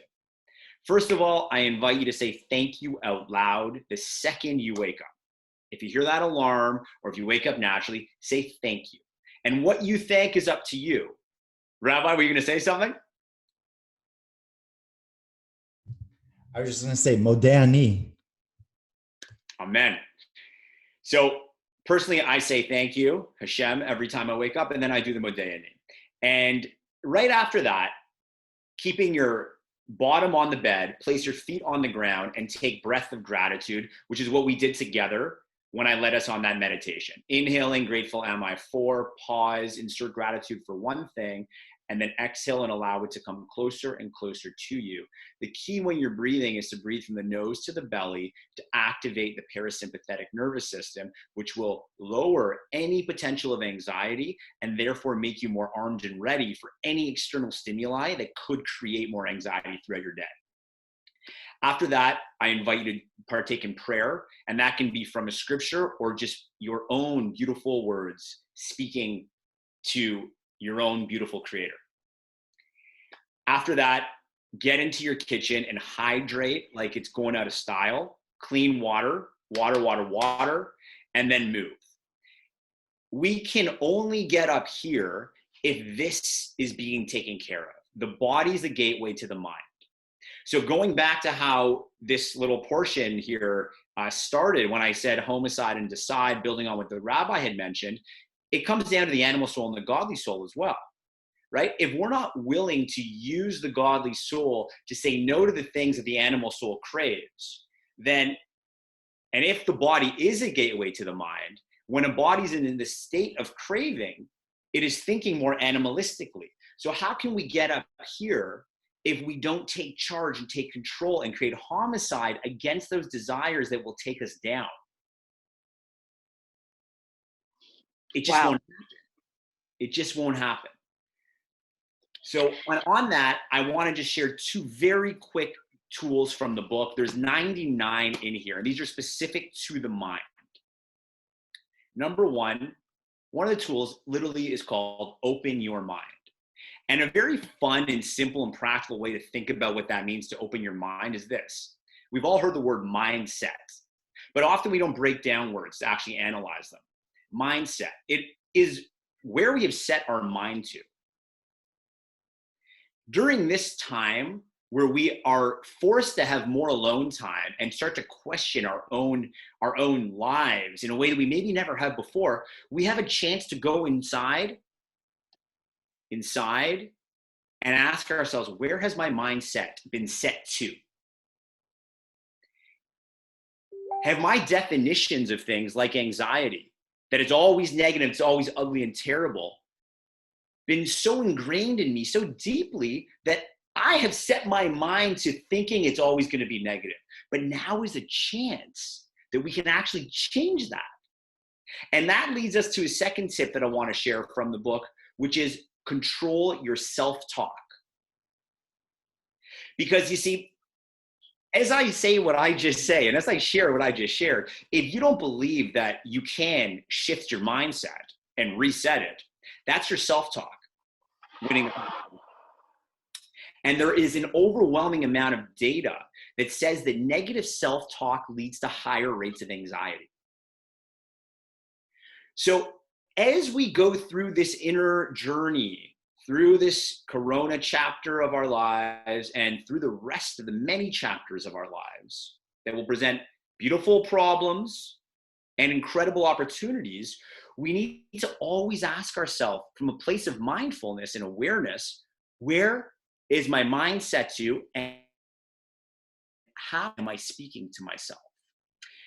If you can snap out of that thought spiral when it is negative and catch yourself, which I have to do a lot myself, guys, I really do, then you have a chance to shift that conversation with yourself. So things like I can't, you fill in the blanks, can become I can, and then back it up. I can't ever launch that business. I'm not smart enough. No, I can launch that business because this is another thing that I accomplished in my life. I'll never feel healthier because I don't have that kind of body. No, I will feel healthier when I make the right steps to feel better. I'll never find love. I already am love, and I already am loved. I just haven't put that part of me out there yet. Do you get it? We need to become aware enough to see where the mind has been set to, and then shift the self-talk and create a replacement thought every time we see the negative thought. And from there, your anxiety goes from owning you to you owning it. And just like Adele or LeBron James or Julian Brass, you take that anxiety and you target it to the place in your life that you really, really, really desire to focus on. And then you get that extra edge, that superpower that was given to you by God, but right now perhaps you just have a confused relationship with, and we can all transform it to get us closer to being the version of ourselves we really want to be in this life. I said a few more things than I did in the meditation at the beginning. But really, it's so true. It is so true how we could just shift everything just by shifting the way we look at the same thing. And I think that mindfulness is a word that is used a lot in spiritual circles for a reason. So I think that Shifra has something to say as well on this topic. You're on mute. I said Shifra has too much to say on this topic. I'm trying to be concise and clear at the same time. Okay, that was great, Julian. You're so right. We can shift tracks because we have all these possibilities in us, and there's programmed to match every possibility or one ready to be created. So Julian said that the body is a gateway to the mind. I had already written down what I want to start with, that the mind is a gateway between the soul's perception and the personality, the way we actually perceive life. So that gateway can be open, wide open, it can be totally closed, it could be a screen door, it can be a crack. So how much ultimately part of this whole process of creating a dwelling place, revealing God in the body, in the physical world, has to do with the mind. And a Kabbalistic principle that we need to understand is, in Hebrew, moach shalat al halev, that the mind intrinsically rules the heart. We can all see this. Julian just explained this very beautifully. The way you're thinking is going to cause you to have emotions, and you're always going to act based on your emotions, one way or another, especially when you're on default, which is most of the time. So one of the powerful principles is to, exactly as was explained, to be able to shift your mind. But I also, at the same time, like, I'm obsessed with the deep transformation. There are a few different analogies that I think really speak to this time. One is a birth process where we're the baby being born. Another one is the chick hatching from the shell, where like you want to identify with the chick emerging, what's emerging and not what's breaking down. But the deepest one for me is metamorphosis. And I think that the caterpillar butterfly was created for this. I think it was created as a living mashal, as an analogy for us to really understand that idea of melting down. So there's the shifting from one knowing to another knowing, from one mindset to another, and then there's the shifting out of knowing into unknowing. And I feel like this is so important for us right now, that the unknowing actually Kabbalistically is, as everybody here probably knows, is chachma. It's the chachma, the mind, the part of the mind that's turned like a bowl upward to receive from something higher. And it has to be open. And it has to be open with a question, with an opening, and also a yearning to know more. And I think that the coronavirus has put the world in a certain way, in a certain big way, closer to that chachma, closer to be open to something coming in from higher and from beyond. So the unknowing is super important. And at the same time, I recently heard Tony Robbins speaking about how you have to feed your mind. You have to feed your mind. You have to feed your mind. I've been thinking about it in the context of what I do, because I learn deep Hasidus, deep mystical Torah, Kabbalistic Torah, and I teach it. And in such a way that my intention in learning is to transform the mind. So that and there's the concept there that's called tivuna. I'm not going to go much longer, but tivuna is tivuna, as described in the text, is when the physical brain has absorbed spiritual information. When the physical brain has absorbed spiritual information until they become so deeply that it's now the brain is filled with this new information, like water saturates a sponge. So tivuna is tivuna is what's real to you, what your mind has absorbed as truth. Your brain, not your mind, but your brain has absorbed, your physical brain as truth, that's reality. And that, at that point, does not, when your brain has absorbed a new level of truth and a deeper level of truth and a deeper level of truth till you're actually one with it, then it's not even a matter of shifting your mind, because your eyes will see what the divine consciousness that you have fed your mind with tells you. And so to me, that's the most profound, which is why we don't have a long term here. So if I can say one thing about this, it is, two things. Practice unknowing. It's good not to know. Sink into not knowing. Not like I don't know, jumping up, but again, going in. It's all about deeper. Metamorphosis is about allowing, sinking in, melting in, leaning back into, allowing. It can be very pleasurable, actually, once you get into it. And trusting. It involves an assumption that it's okay. It's for the good. And that's part of where the learning, you want to feed your mind, my opinion, strong opinion, you want to feed your mind with divine consciousness. That comes from mystical Torah. The texts that tell us, that lay before us a total vision of not only the way the world will look outside, but the way that we will perceive and experience inside. And it's not just a mental idea, because Torah is a divine embrace, as the Torah itself describes. And as you go into the words and concepts, you actually experience the God. And that God, that divine light, permeates the brain until it reaches a new tivuna, until life actually looks and feels different. And then it just keeps going better. It's level after level after level, as we're moving from finite to infinite. And I'll end with that. Now Emily's on mute. Emily, you're on mute. Sorry, I'm a newbie at this. I'll say that again. I hope I'm handling my own lighting okay. Um, Mordechai, I'm looking for you. Can you guys hear me? Yes, Mordechai, I'm I think here. Mordechai's unmuted there. Hello, Yeah, I'm here. Mordechai.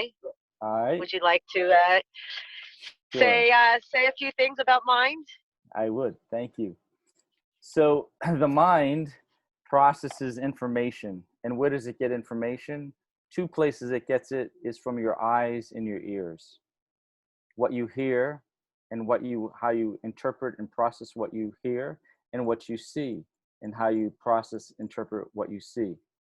So imagine for a moment that you're at the Kentucky Derby, the big horse race, and you're a horse and you're in the gates. All the horses are lined up. The gun goes off. The horses are out of the chute and they're running around the track, and you want to be the winner. But, horses see what's on the left and on the right. They see the other horses who they're competing with. So what do the horse owners do? They put blinders on the horse so they only see what's right in front of them. Everything else is shut off. Their goal is what's in front, go to the goal, period. In our vision, what's right in front of us is God. Shaviti Hashem Lenegdi Tamid. Okay, I noted that Rabbi Amichai shared a very powerful mantra, Ana Elna Rafanallah, for healing. Well, Shaviti Hashem Lenegdi Tamid is another one. To keep you connected to God, and it's his presence, her presence together right now. Okay, because earlier I said it's about keeping your connection to kavod, presence. And kavod comes from in the coronavirus CVD, COVID-19 CVD, in Hebrew is kavod, the presence. So you have to keep your focus, your awareness on the divine presence. Now, we don't wear blinders, but we can put spiritual blinders on ourselves, because what we see right in front of us is God, or the creator, or the universe, or the life force, prana. But on the left is our ego.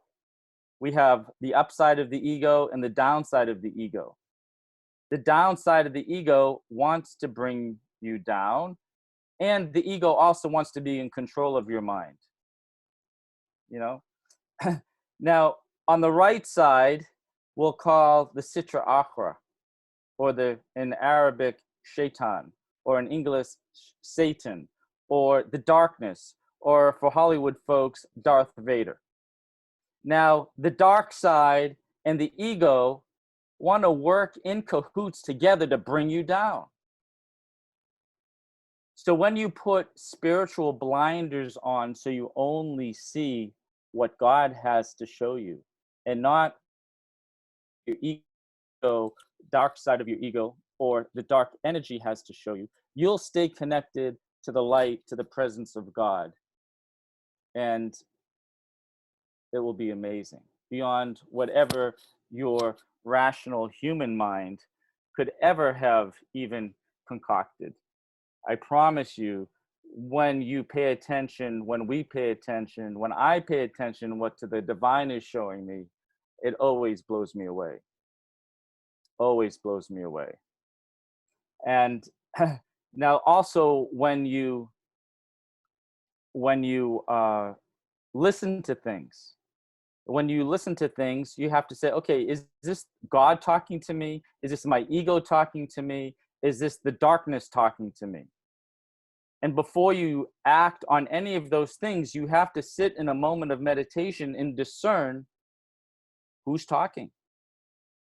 And if it's the dark side of the ego talking, well, you can just hit the delete button. And if it's the darkness talking, you can also hit the delete button. And if it's God talking, you can hit the triangle and hit play.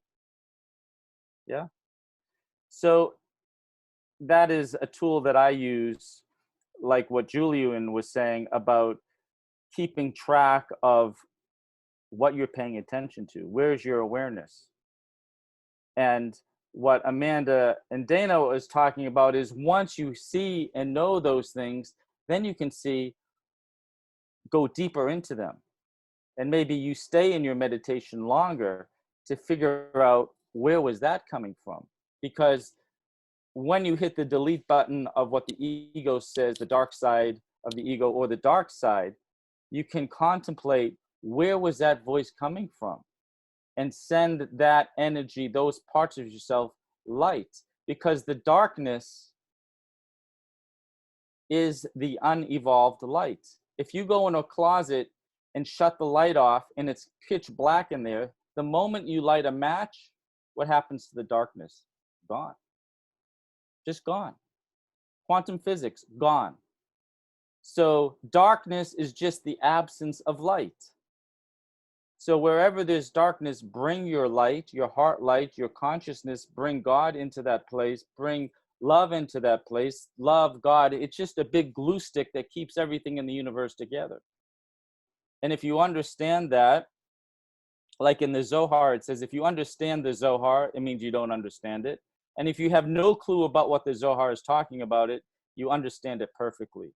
So this is the paradox, to allow yourself to be in the not knowing, because when you're in the not knowing, you know. Thank you. Emily, you're muted. Yes, Okay. there, I'm unmuted now. Thank Sometimes, you know, in using that term, I like to kind of use this as a catchphrase, because even like in going through my own journey, it's like, it may seem like you're losing your mind, but that's the point, is that the mind is what gets in the way. Yes. We're supposed to lose our minds, because that's what the flow is. And I think that's a good segue to Dana and getting back to the subconscious mind topic. Thank you. Wow, after listening to everyone speak, it's just like, which direction do you go? So much insight. And first thing that came to me as just listening to everyone is the feeling of contraction and expansion, which I think is so relevant for right now. And when you're feeling the contraction, which is any type of fear or anxiety or, like contraction, even you feel, they call it contraction as well, you actually feel it in your body. But what has kept me kind of guided northwards to my going forward has been the process of understanding that after contraction comes expansion. So there's ultimate trust in that no matter what I'm going through right now, there is that element of expansion. So I actually sometimes look forward to the contraction, because I'm like, after this, I'm like, it's got to be good. It's gotta be really good after this one because of the intense contraction. And then, that's nature and that's the way things work. So just kind of to lay the groundwork. Also, another thing that I think is so relevant right now is learning these tools. Every single individual on earth to learn these tools. I remember when I first started learning even hypnosis, which is on the fringe for what most people think it is. So many people have told me when I even began starting to practice, they're like, just don't use that word. People are so afraid of that word. And I'm like, well, I'm going to help people not be afraid of that word. And I'm going to help people not be afraid of themselves. And I'm going to help people not be afraid of their inner world. I can't tell you how many people are afraid of me when I tell them I'm a hypnotist. And it's the word, right? And so I think what's so relevant now is that every single human learns their own mastery, becomes their own mastery. They learn themselves, they take the time. And I also think there's an element of so there's two parts. There's having guides, right? I know that I've had certain mentors, both spiritually, Rabbi Cohen is one of my mentors. And I remember I'd have a spiritual experience. Again, none of my friends or my family have anything similar to what I go through. So I was doing a lot of this on my own, and I would have an experience. And then 6 months later, I'd read something in a Kabbalistic text and be like, oh, well, I wish I read that 6 months ago. That would have been incredible to know what I was experiencing. So there's the self-study, there's the getting curious, there's being with people that have already been there before. Even recently, I started hiring professional help. Again, I haven't been in therapy in a long, long time, but I started hiring professional help for myself. And I consider myself a mind hacker, because of the spiritual ascension process that's become so rapid.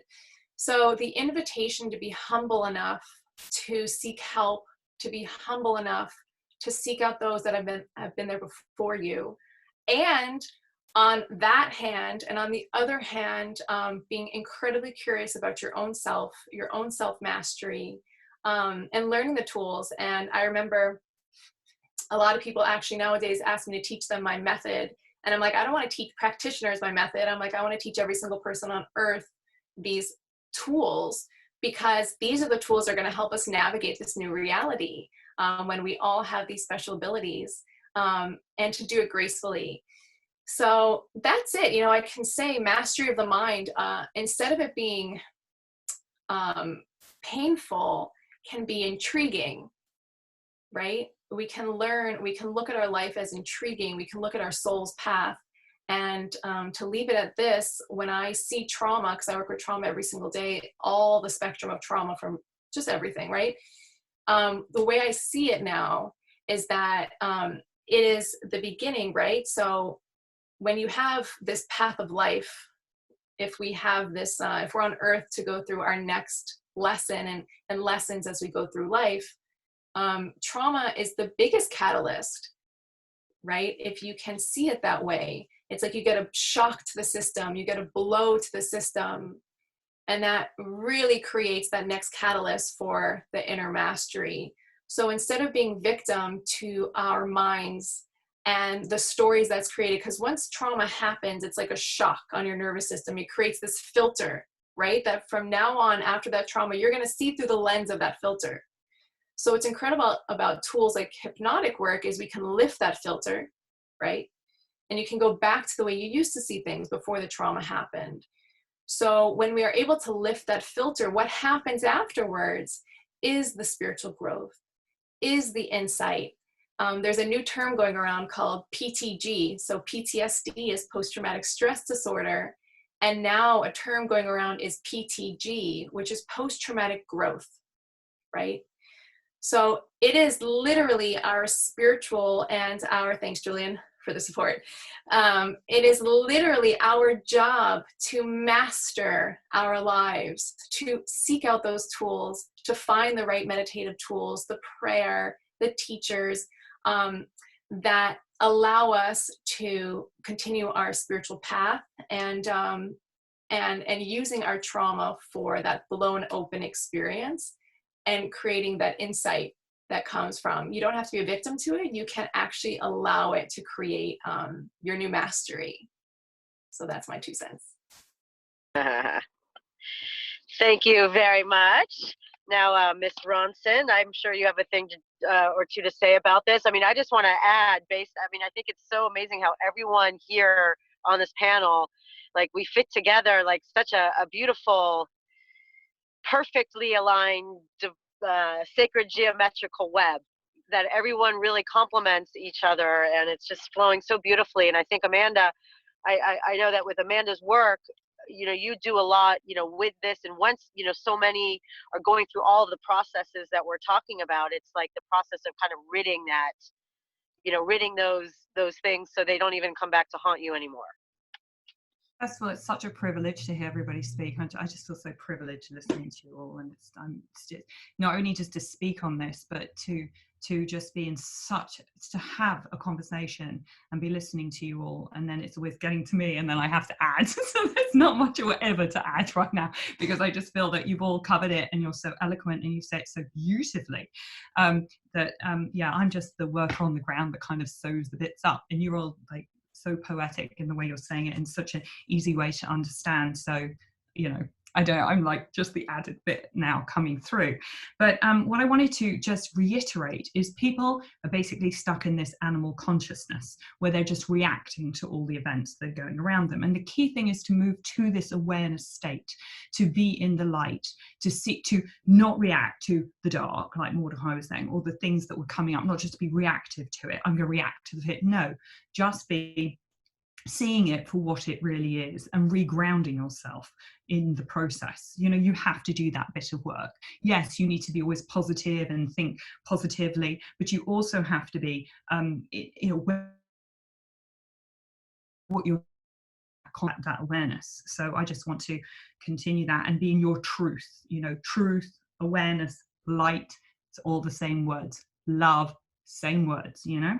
So but I wanted to reiterate, your emotions are your guiding tools. So we're not going to say ignore your emotions, not going to ignore your fear or your anxiety. They are your guiding points. They are there to bring you to the light, and you should be facing your fears and facing these anxieties, just like Julian was saying. But there is good when you have a negative emotion of the fear, the guilt, the pain, the anxiety, it's a positive emotion. Okay, that first part is good. It's exactly like I said, it's going to make you do that. It's going to start the energy. It's the activator. So you want to be in that part, but what you don't want to do is fall to the negative of it, when you fall into the anxiety, you fall into the emotion of it, because it's going to pull you down and you are just going to be sucked into it. You just need to be recognizing it, seeing it, bringing the light, bringing the truth to it, bringing the awareness to it of why it's coming up, what it truly is, so that it will just energetically move through.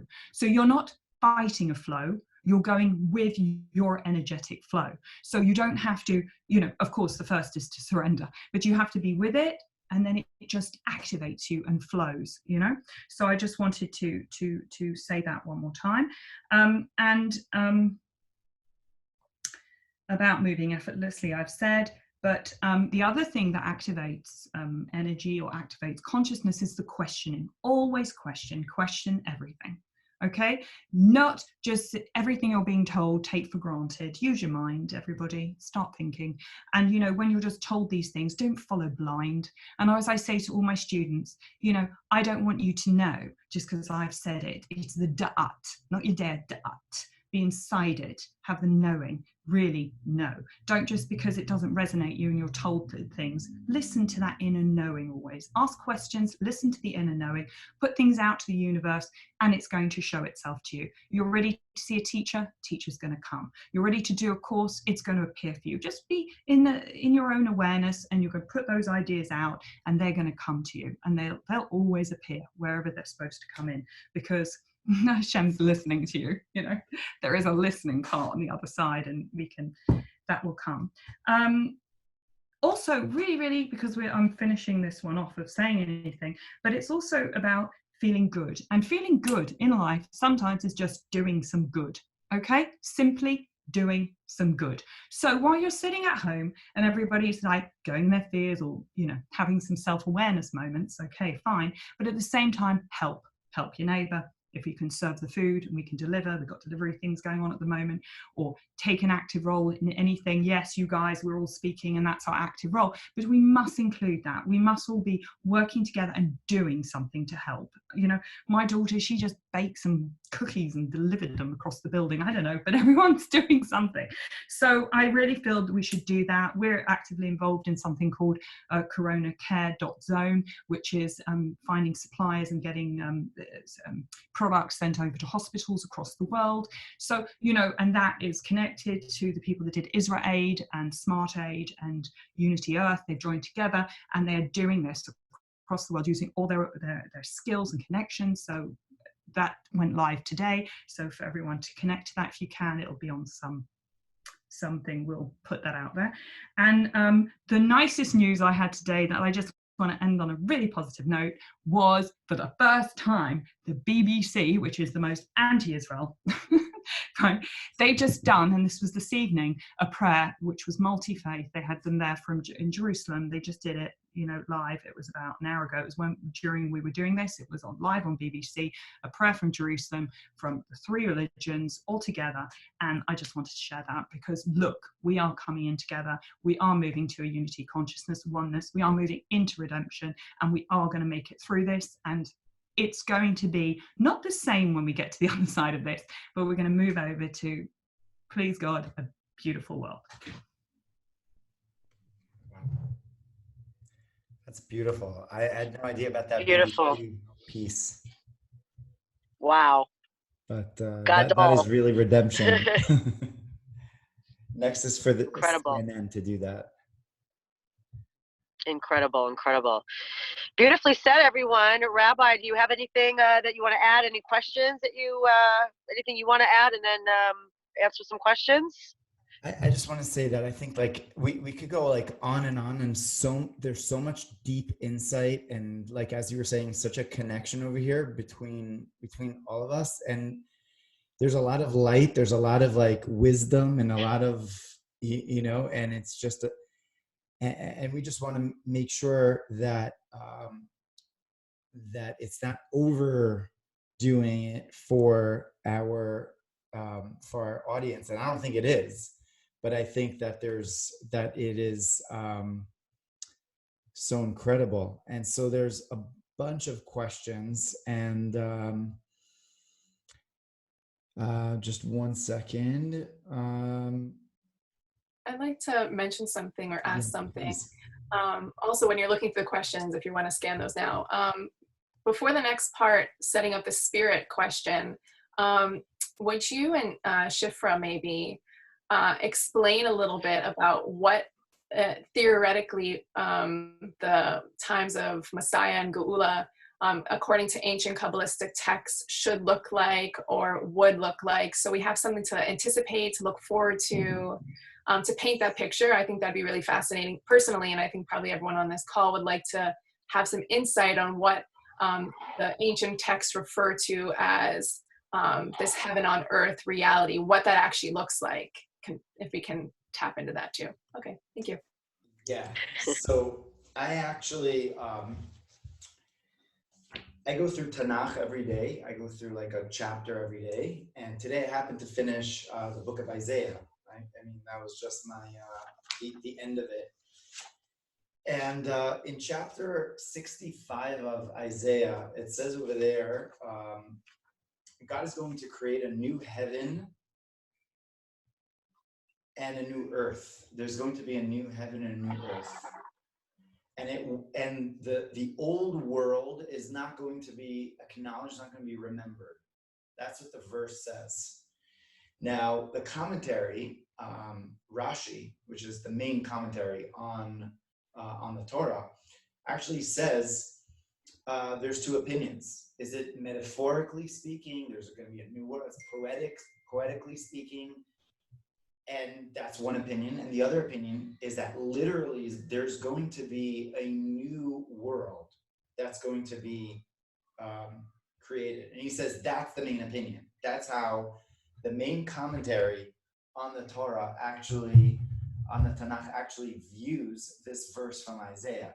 So it's not like some out there commentary, but it is a very, very incredibly grounded commentary that there's going to be a new world that is going to be unfolding. So I just want to mention, what is this new world that we're really going towards? There's a new world of heaven and earth. There's a new way of operating. That's really what it is telling us, that whether it's literal or not, but what we consider the heaven and earth, the spiritual and the physical, are going to be expanded way beyond what we feel or what we know is even possible, which is again the theme of this whole summit, is really body, mind, soul. And the heavens are expanding us in the spiritual realm, and the physical is expanding us in the physical realm. And the verse says that there's going to be a new heaven and a new earth. That's going to be the sky and a new physical world that we are going to be a part of.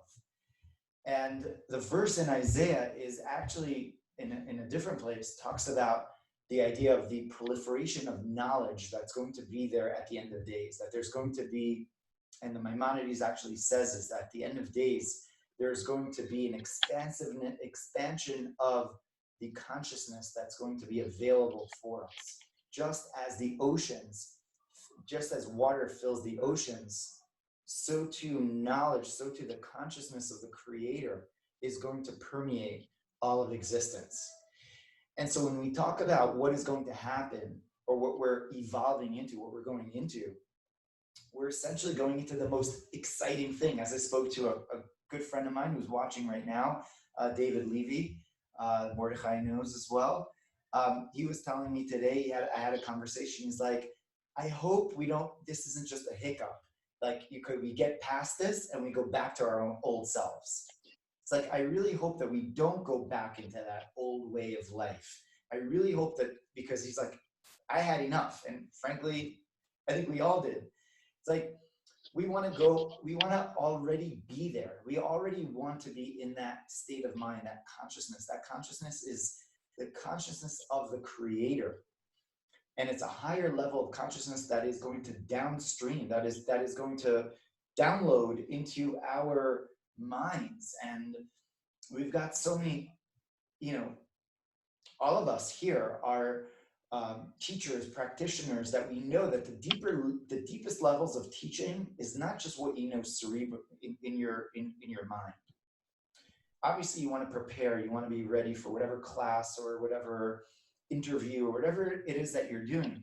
But at the end of the day, it's that flow that you actually go into. And that flow is the flow that connects to the tapping into something which is higher than us. It's a higher level of existence that it is part of who we are. That's our deepest DNA. As humans, as a community, as individuals in this world. And so it's the most exciting thing to think about, that we're going into this being seeped into a new way and a consciousness which is just completely just one with who we are in our deepest self. Just like a fish is not distinct, is not separate than the water that it is in, so too the consciousness that we are going to experience is not going to be separate than anything else. So, Shifra, what Okay, so just in case anybody doesn't know, on the simple level, there will be no more war. There will be no more jealousy or competition, no more sickness, no more suffering, no more poverty, no more death. In fact, as I think I said in the beginning, that's the 12th principle of the 13 principles of Jewish faith, as Torah faith, as codified by the Rambam, Maimonides. The 12th principle is belief in Mashiach, in the Redeemer.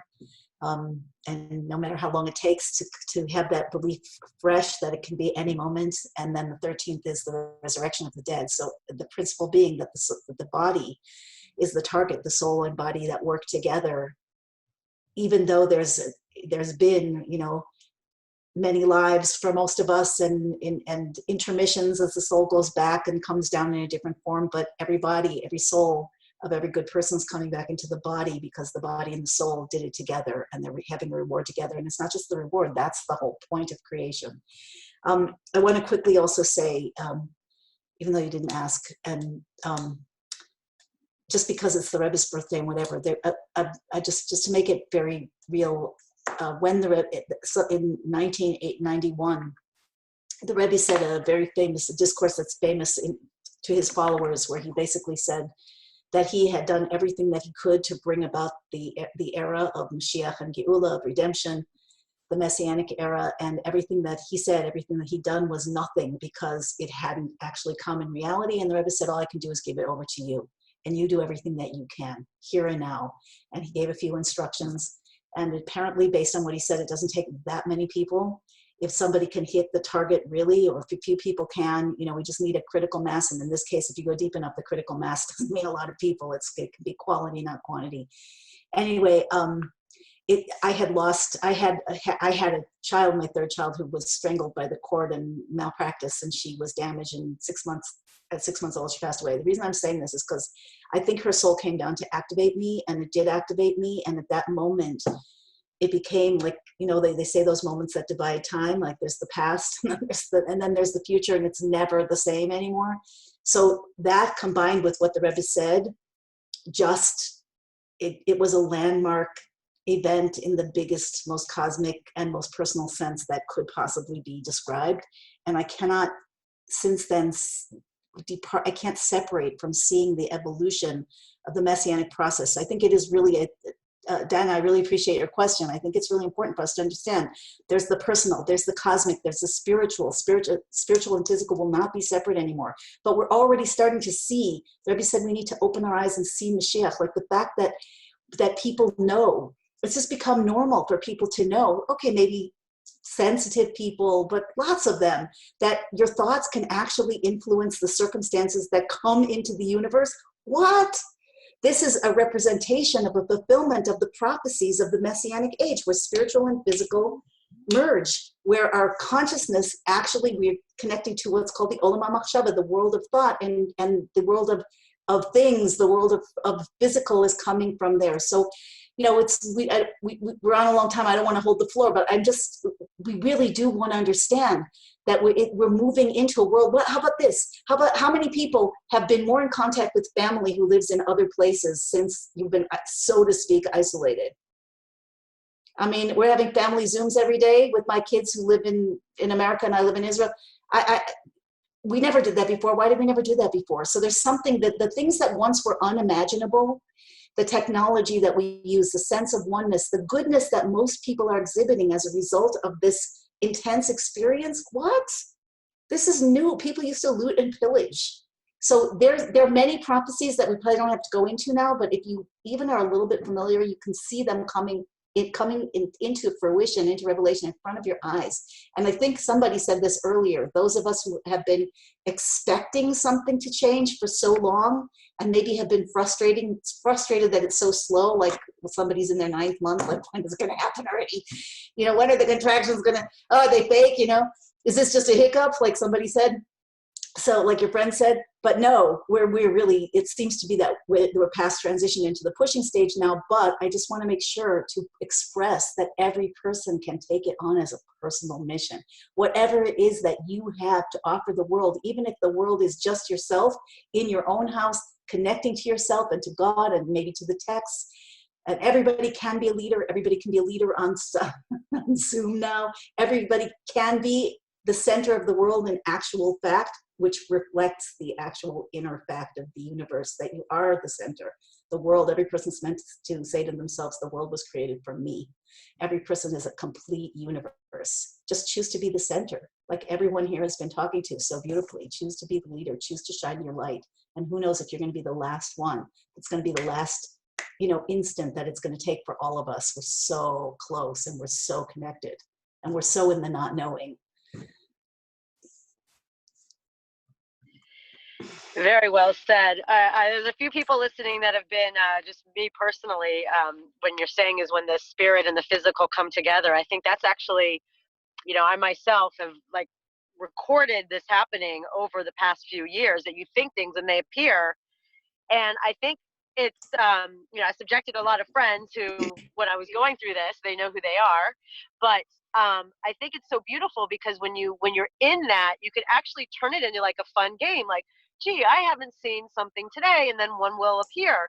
So it's actually an interesting way to kind of go about it, because really God is in the signs. And I know there's so many portions in the Zohar and the Torah and everything that, that allude to this fact, and so many stories that we hear about. But I think it's in the paying attention and seeing it manifesting is so much of it right there.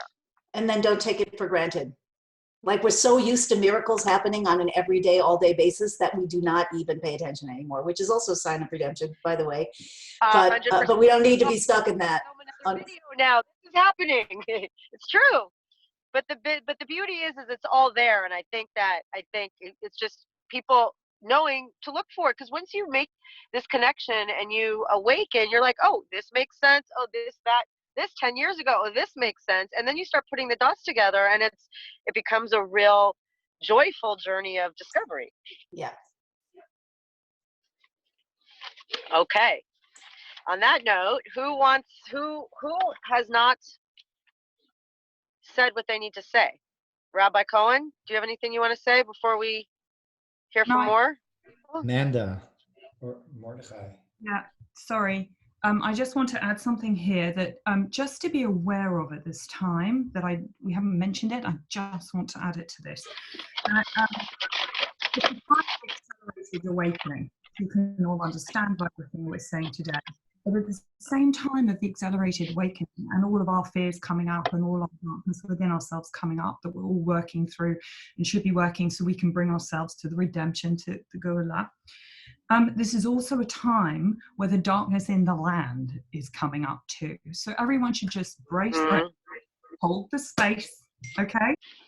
Understand there's a lot of darkness that was existing across in many, many things, in field, in government, in so many different areas, and that's all coming up to be cleared for this new earth time.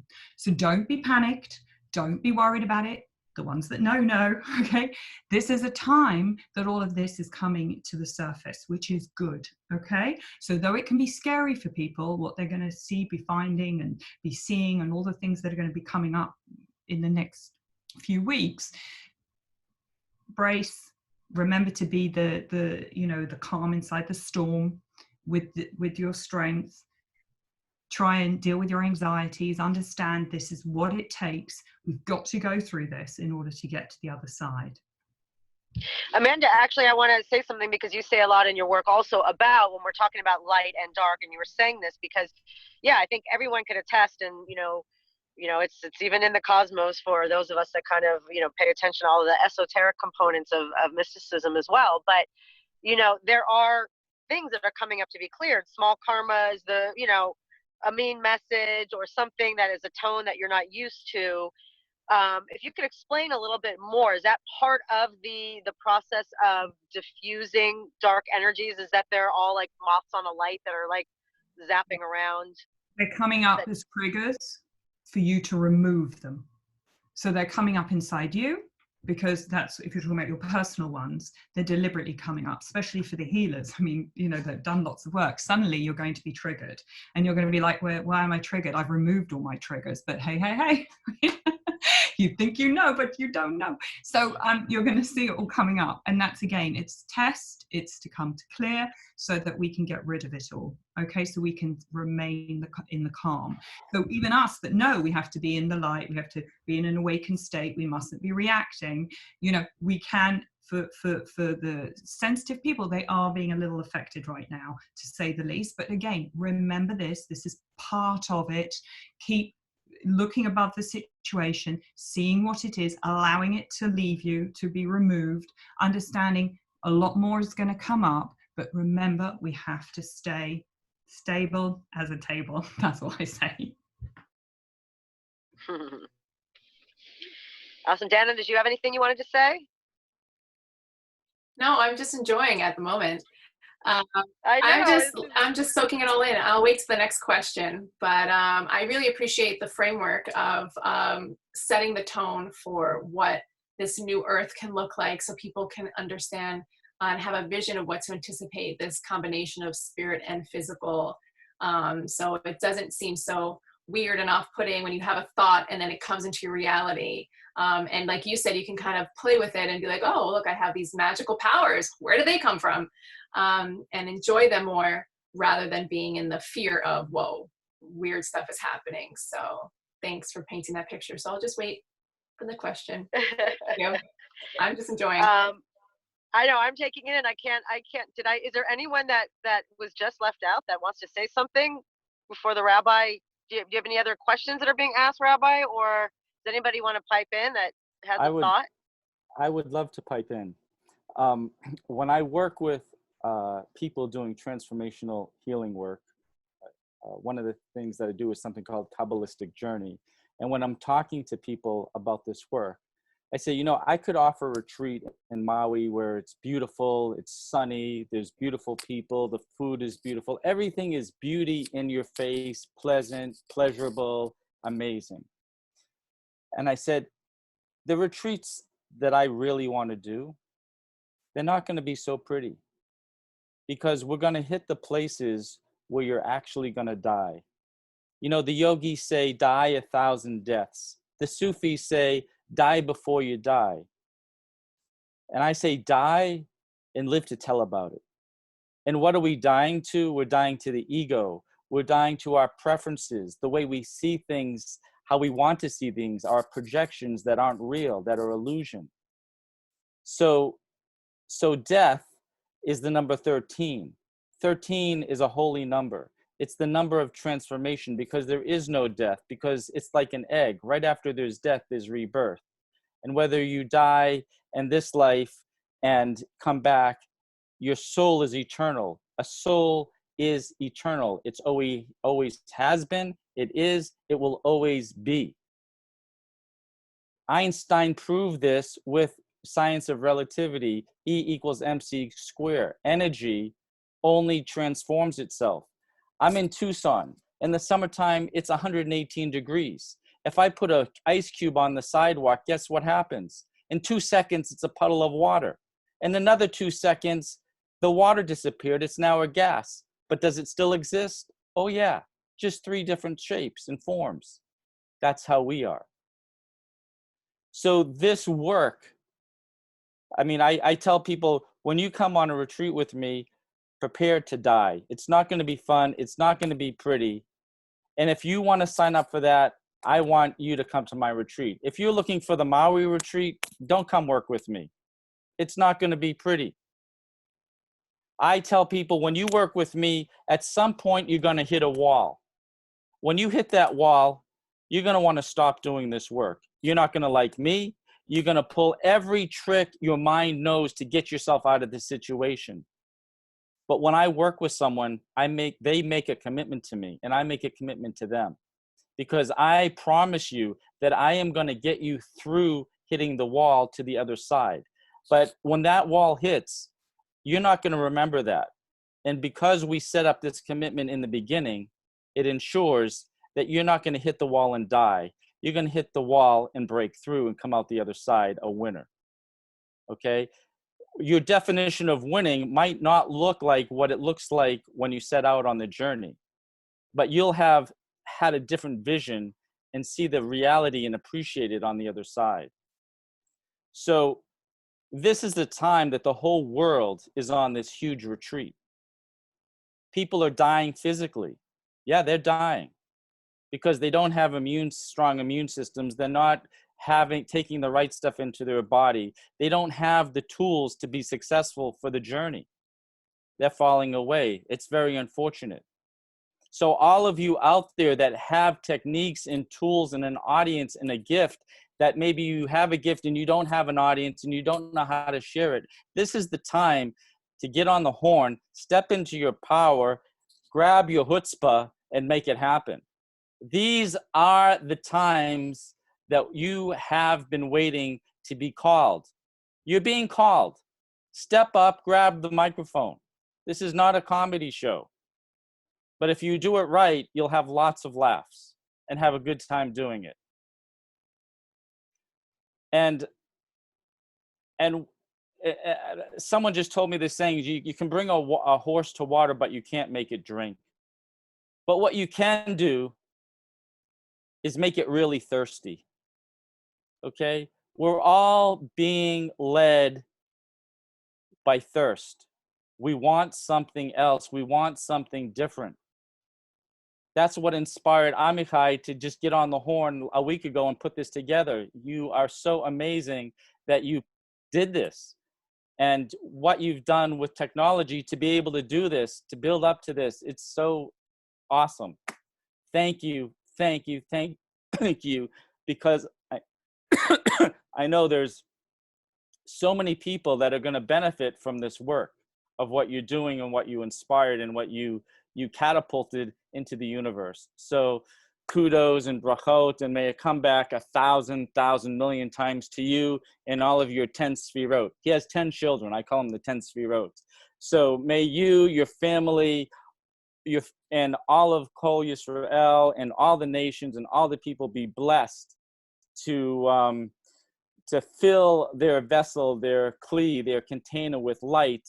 And may that light vanish and vaporize any darkness, any misunderstanding, any anger, anything that is less than light, may it just be vaporized. No time for processing, just gone and on to the light. Yeah. And so I want to share with you next, because this is a Kabbalistic awakening into the age of coronavirus, some things that you can do Kabbalistically that our sages say in the time of an epidemic.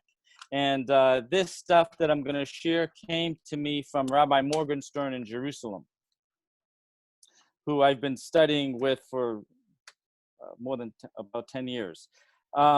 So one of the things it says that after the Shemona Esrei, which is the silent prayer, at both Shacharit and Mincha, we should say the Avinu Malkeinu and say it publicly.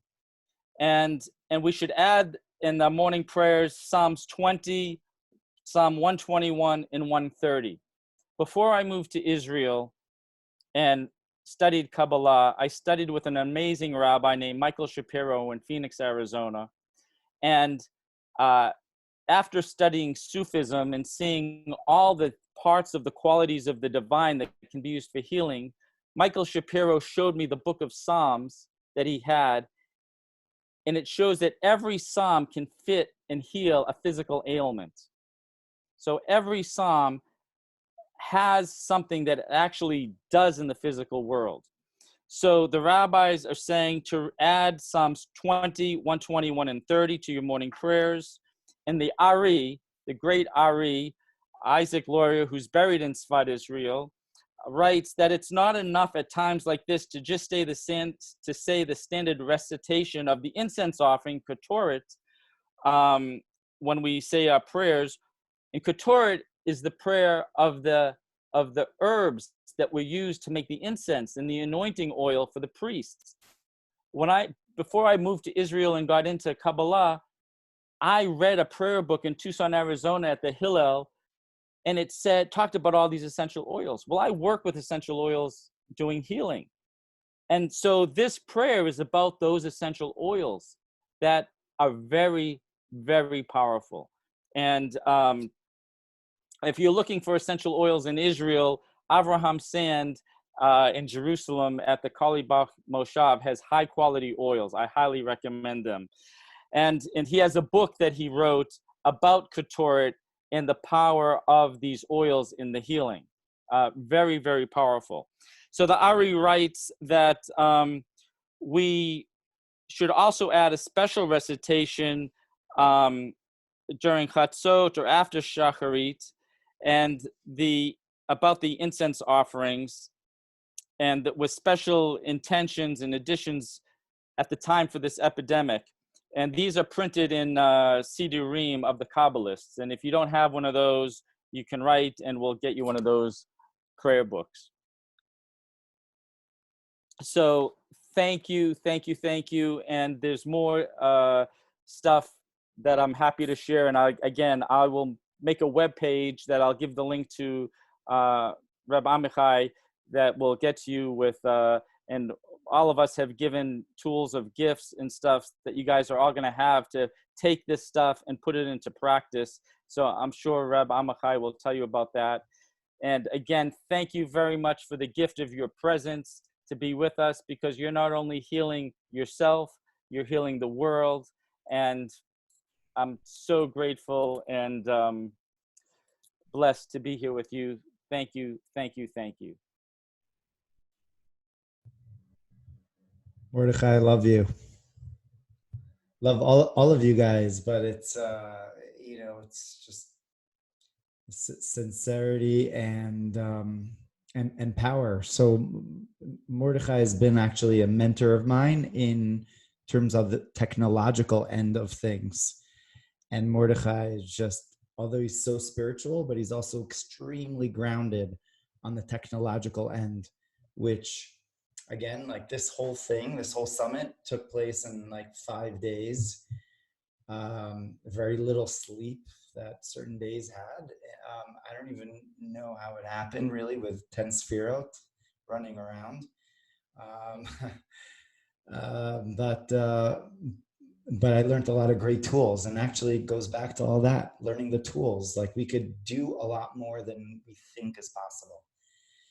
And just if we're already on that note, the technology end of things, I think that technologically, this is all a part of redemption that we are in. The fact that we're speaking like this, the fact that we're connecting, the fact that we have the ability to, I mean, it's unbelievable. And I truly believe that this whole revolution in the tech world is all a part of the revolution, Dana, that you were talking about. What are we expecting to see? Well, it's already happening, and in Napa Valley, or it's happening in Tel Aviv, or it's happening wherever, where all this incredible technology is developing, but at the same time, this technology is just taking knowledge, is taking wisdom, it's taking consciousness, taking something which is much higher, and it's bringing it out there to the world. And that's what it's all about. So we have all the technology, we have the tools. We can't be scared to go into the tools, like we were talking about, fear of going into our own paranoia, our own self. Well, going into a lot of those aspects could be very scary for many of us. Like, okay, so I have to check out the, how do I create this, or how do I do that? I know it was very scary for me at first, but going into that and recognizing that this is just something incredible, which is being revealed to us. We're waiting to see what's going to happen, but spirituality, technology, it's all fused as one. It's not two different things, It's all really just, it's all one. Thank you. I just feel like this has just been the most incredible experience. Just everybody has just been in such a flow that it's almost like I feel like we've said so much, and it's still like sinking in, and I think it's going to continue to sink in. And I feel like maybe the thing to do now is to really kind of give kind of each of our pearls of wisdom, to those who have been committing so much of their time. I know everyone's got families and kids and everything, for a final kind of send off on what we can all do for each other, and for those that are watching, what they could do to kind of help spread the light forward, since we're all vessels wanting to receive for the sake of sharing.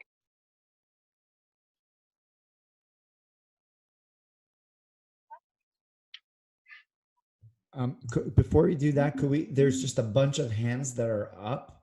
Natasha, you want to ask a question? Hello? Natasha? Oh, I'm sorry. I must have had it by mistake. Okay, no worries. Thank you. Jody?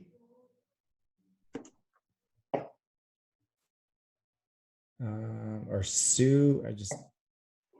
Okay. Rachel? See a bunch of hands that are up. Sorry,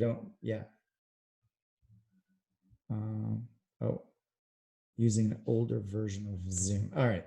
Anyways, so you could type in the question if you do. So so let's take it away. Julian. All right. Okay. Hey, everybody. I was thinking about how I would close this up, and I know that we had chatted a lot about the entire theme of this summit, body, mind, soul, right? I don't know about everybody watching, but I can tell you that before I began my spiritual journey, I was actually a business guy, and I was extremely in the business world. And when someone spoke about soul, I was almost like envious that they even knew how to bridge that conversation, because to me it seemed so foreign. It was like this treasure that I yearned to understand, but I didn't really know what it meant.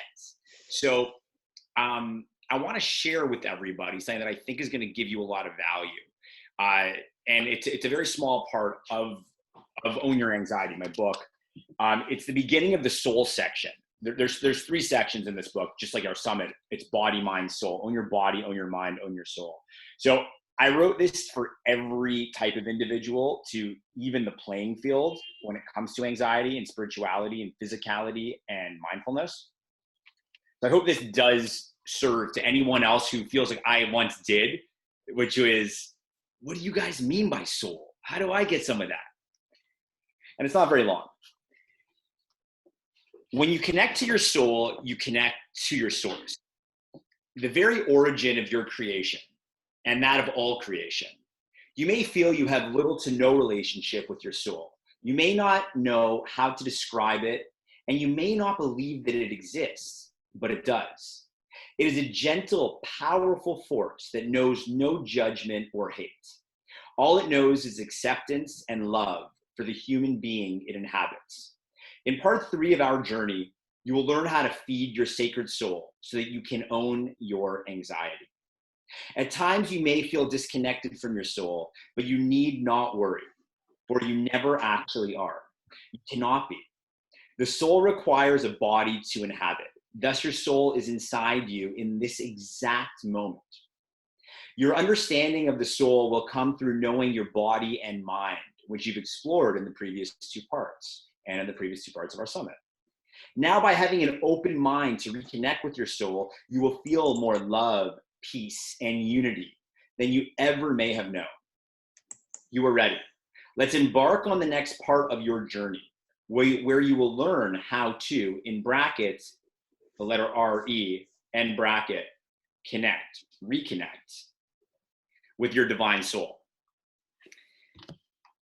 So before I elaborate on that, I just want to make sure everyone knows that I'm, as part of my individual way of giving back during this time, Amanda, I'm not a good baker, so I can't offer my neighbors cookies. Although I wish somebody was offering me some cookies right now because I have such a sweet tooth. I'm giving away my book for free in an ebook version. So Rabbi Cohen will be hosting that, and you guys can download that very easily. There's already been close to 500 that I've given out, and I'm happy to keep that going. So, but I want to just elaborate on this, and I want to take it to an anxiety perspective, but also a sort of real world perspective.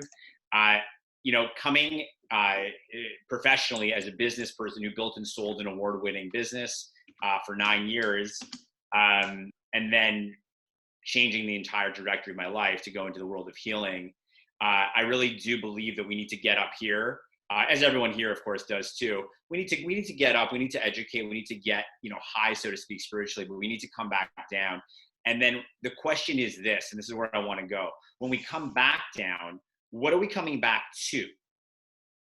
Are we coming back to our values or the values of which society and perhaps even loved ones have put upon us that we've then been conditioned to either consciously or subconsciously believe are our values or the way that we should be in life? And so much anxiety and unnecessary suffering stems completely from not being aligned. It's in this lack of alignment that our inner being, and I'd like to say our soul, starts to cry for help. And often that cry is what the Western world calls anxiety. The anxiety is just stemming out of not being aligned. If this is the line that you deep down crave you want to be on, but all of a sudden, sometimes you're up here because something happened, or you're down here because something didn't happen, let's just say.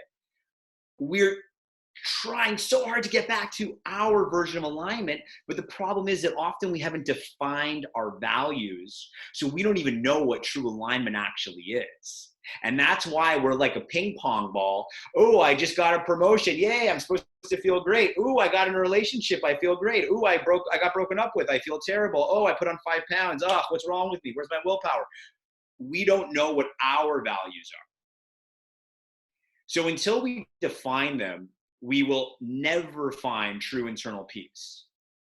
So I'd like to invite everyone By the way, you guys have been amazing. So many of you have stayed on for the entire time. This is epic. I'd like to invite everyone in this new world that we have, which does offer perhaps more time to get introspective. I'd like to invite you to actually start to do the work of defining what your true values are. Because by defining what those values are, you will not only get closer to building the life that you deep down crave, even if you don't consciously know what that might be, but your soul does. You will emerge from this time as the version of yourself that you've always, either consciously or subconsciously, actually wanted to be. And that is when we can take this big idea that this is happening for this incredible reason and bring it down to earth, into your little plot of earth. And you can inspire the people that you love and care about, based on you living your values, not the values of someone else. And watch, when you get into alignment, and it is possible, and it's not like it's forever there because values can change. That's okay. Start with where you are today. When you get into alignment, your anxiety will not be an enemy. It will be your ally. You won't be trying to survive with anxiety. You will literally be thriving with anxiety, because all of a sudden, like I had said before, you'll take that energy and you will literally direct it and channel it into what your values are, not somebody else's. So that's my wish for everybody. It'll probably be the last thing you'll hear me say in this summit here today. Define your values. Understand what you really want on a soul level and on a conscious level, and everything will fall into place. Okay, and make sure you grab the book for free from the rabbi, and feel free to reach out to me. Any questions, any thoughts? Obviously, I work with people one-on-one, and I have a new group coaching program starting. I'm sorry to plug it, but I just want you to know that I'm trying to create a collective space for all of you. So define your values, love yourself, and listen to the rabbi. That's all I have to say. Julian, thank you. So well said. And thank you for all of your wisdom. And I can't wait to look at the book. Thank you very much. Bye, everybody. Bye. Shifra, any final thoughts? Okay. I think that what I want people to know most is that everything about you is holy. Everything about you is for a purpose. And that includes the negative thoughts that you have, your fears, your insecurities, your reactivity. One of the core principles of Kabbalah is that the greatest light is actually in the darkness. It's just too much potential for us to be consciously ready to process until we do the kind of work that everybody here has been talking about. So I just want to echo, like, love yourself like crazy.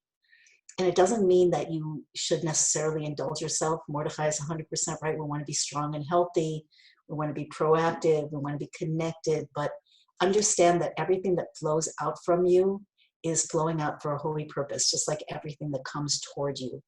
And that's the last little piece of that is that many times the Lubavitcher Rebbe explained that the word in Aramaic for exile, for Golis, is Gola, which is spelled with 4 Hebrew letters. And the word for redemption is Geula, which is spelled with the same 4 Hebrew letters plus 1, and that 1 is the Aleph, which is the first letter of the Hebrew alphabet, which means one. It means the one. It means the one of the world. It means, our connection to that one, our integration of that one and that oneness happens on different levels. And the highest level is to be in the wonder of things, the level that's called Pella, which is Aleph transposed, where we can encompass infinity and divinity within our finite selves. And that's a process. We're being guided through the process. We have a guide and a coach who's bringing the world and our world into being at each moment, now and now and now and now and now and now and now, on behalf of infinite divine desire and infinite divine purpose. And the strongest way, to align with that is through really connecting in. I think everybody's been saying that, and I'll leave it at that. And thanks, Amichai. It was great. And everybody here. It's really wonderful to be with you. Thank you. Rabbi? Yeah, no, I just wanted to say that on the emails, everyone or each one of our panelists has free complimentary incredible gifts. For example, Shifra Khan is offering this five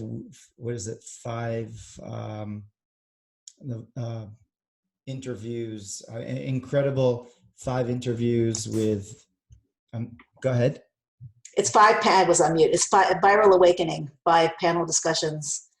You were in day 2, I believe. Yeah, second. Rabbi Amichai, yeah. Yeah. Very, very deep, very mind expanding. So enjoy it. Yeah. And Julian is going to give that ebook. That's incredible. And Mordechai is going to give the meditation.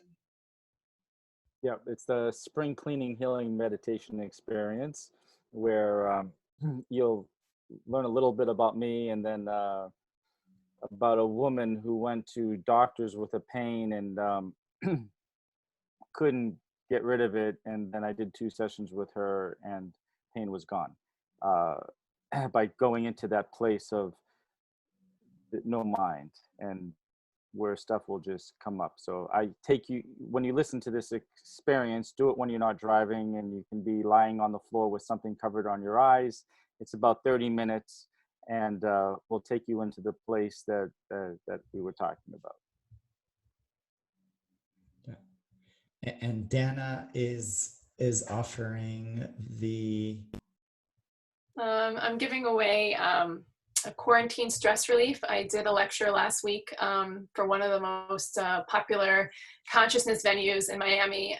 We did it also virtual stress relief. And it's quarantine stress relief, but ultimately, and that's kind of the last note I was going to leave on, is it's an incubation. It's an incubator for your gift. So it starts with, you know, calming you down and releasing anything that needs to be released. And at the end, it's about cultivating and incubating and creating that gem within. And you can listen to it over and over and over again. Usually when I, on my hypnosis MP3s and courses, I say twice a day. And with more repetition, it just kind of sinks in deeper. But yeah, so my gift is quarantine stress relief. And at the end, it's cultivating your inner gifts. Quick question. People are asking how do they get their gifts? Yeah, so there's going to be an email and a whole landing page with everything there. That's going to be listed, you know. Yeah, so that's going to happen tomorrow. Yeah. Amanda. Yes. Okay, so I'm giving out a free meditation of how to bring in New Earth, but you need to just become the new you too when you enter New Earth. So it's a meditation to help you clean yourself up and then feel the new vibration so that we can easily land it into our reality. So that meditation you can get attached is also on my YouTube channel, which is Amanda Ronson at Alchemy Healing. And also I have a chat on there as well about the meditation. I will be putting this up also, but I think everybody else is putting it up because lots of people are asking where can they get this afterwards. So that's it.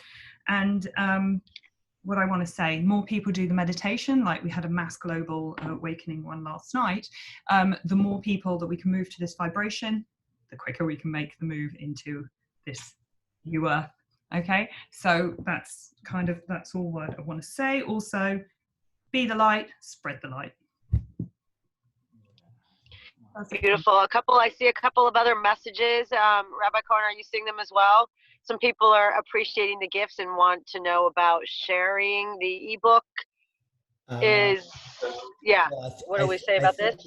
That all of the if it's going to be an ebook or all the meditations, each person's going to have to subscribe into whatever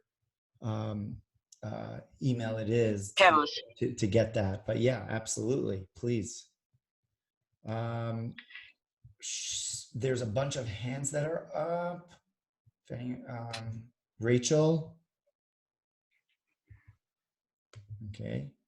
Thank you, everyone. Stu. Okay. All right. So, anyways, it's been 3 hours. And wow, yeah, it's been 3 hours, and I think we just like even scratched the surface. That's really what it feels like, honestly, because there's so much here, so much depth, and so much we could go into. But I think, like Mordechai was saying, it's about being thirsty, and the whole purpose of learning or teaching, and we're all teachers over here, and understanding that being a teacher is not necessarily giving the answer, but giving another question to a student, and it's allowing them to spark their curiosity, because ultimately we are our deepest teachers, right? On the deepest level, when we search for the answers. And as facilitators, we want to give students, and we want to give our children and our friends and our loved ones, we want to give them that sense of what is possible for them, that it is possible for them to reach into, we could say, sanity, reach into their potential, and even more than that, reach into the ultimate realm, which is something that we're all interconnected in, and that we are going towards together collectively as a people.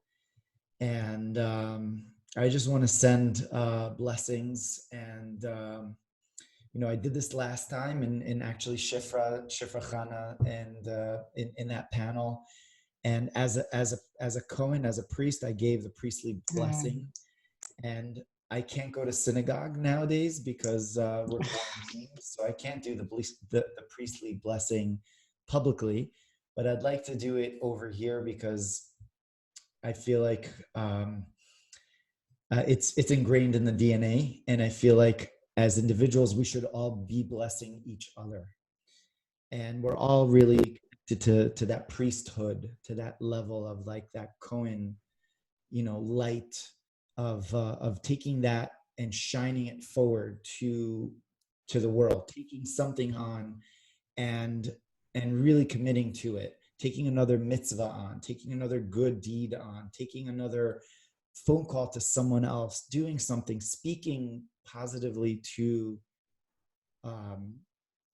our loved ones, our spouses, whatever it is, like changing our behavior and doing that and really working on ourselves is the ultimate greatest blessing. So I'd like to perhaps end off with this blessing, the priestly blessing, the Kohanic blessing for all of us to be protected, for health, for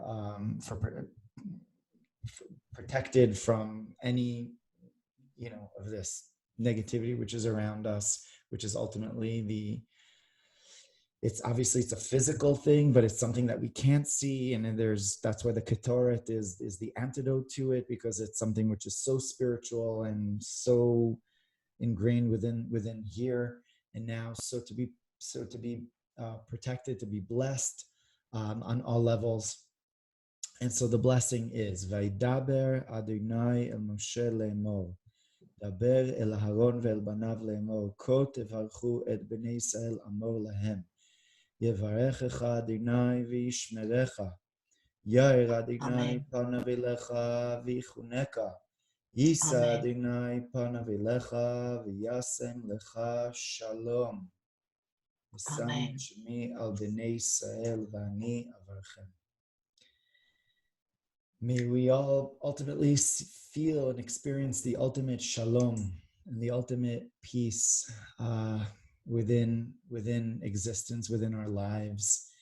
May we ultimately see the ultimate true interconnection that we're all waiting for.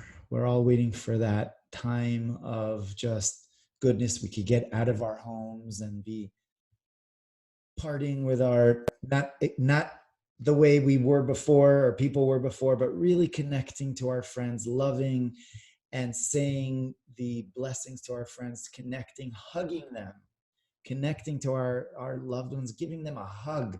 It's so difficult not to give our loved ones, people that we care about, a hug. I mean, it just doesn't make sense. So we can't wait to come to that time that we could get out of our quarantine and be connecting to everyone around the planet, around the universe, and having one global, huge, interconnected party of, something new that's going to come out, a new feature, musical, film, or of something new that's good, that's unfolding. So my friends, we're all a part of it. Each and every one of us, we're a part of that. And we are actively calling the shots, making the decision to be a part of that light, to be a part of that consciousness, bringing that consciousness into existence, into this world. We are making that decision right now, where all of us are continually making that decision by the choices that we make and the actions that we choose to really follow in suit. So may we all just meet in person. That's the ultimate blessing. May we meet in person and be able to really hold each other, and to continue to hold each other for now spiritually, and soon hold each other, embracing each other in love and in interconnection and in unity. So wow, I want to say something as you were about to do the prayer of the Kohanim. Speaking of I just completely got cut off of the group, and then it just rebooted, and then I was back on all of a sudden. Like, it disconnected to my home screen as you were starting the prayer.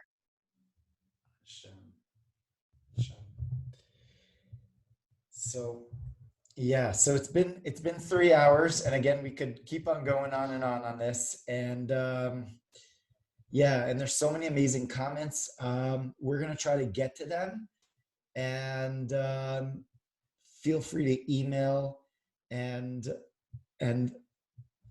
be connected to all of us. May we all ultimately, first of all, be safe, healthy, happy, our family, our loved ones, and really reach that ultimate next step of humanity that we're all a part of. All right, my friends. Amen. So log off. Thank you for everybody's time, and I look forward to many more of these. This is just infectious. I don't want to hang up. It's never been so hard to get off of a call before. Emily, you are so great. Thank you. Thank you. I appreciate it. Thank you, Emily. Thank you, everyone. Thank you all. Amazing. Thank so you. much light. Bye. Laila tov, kulam. Bye, everybody. Have a beautiful Bye. day. Thank you all.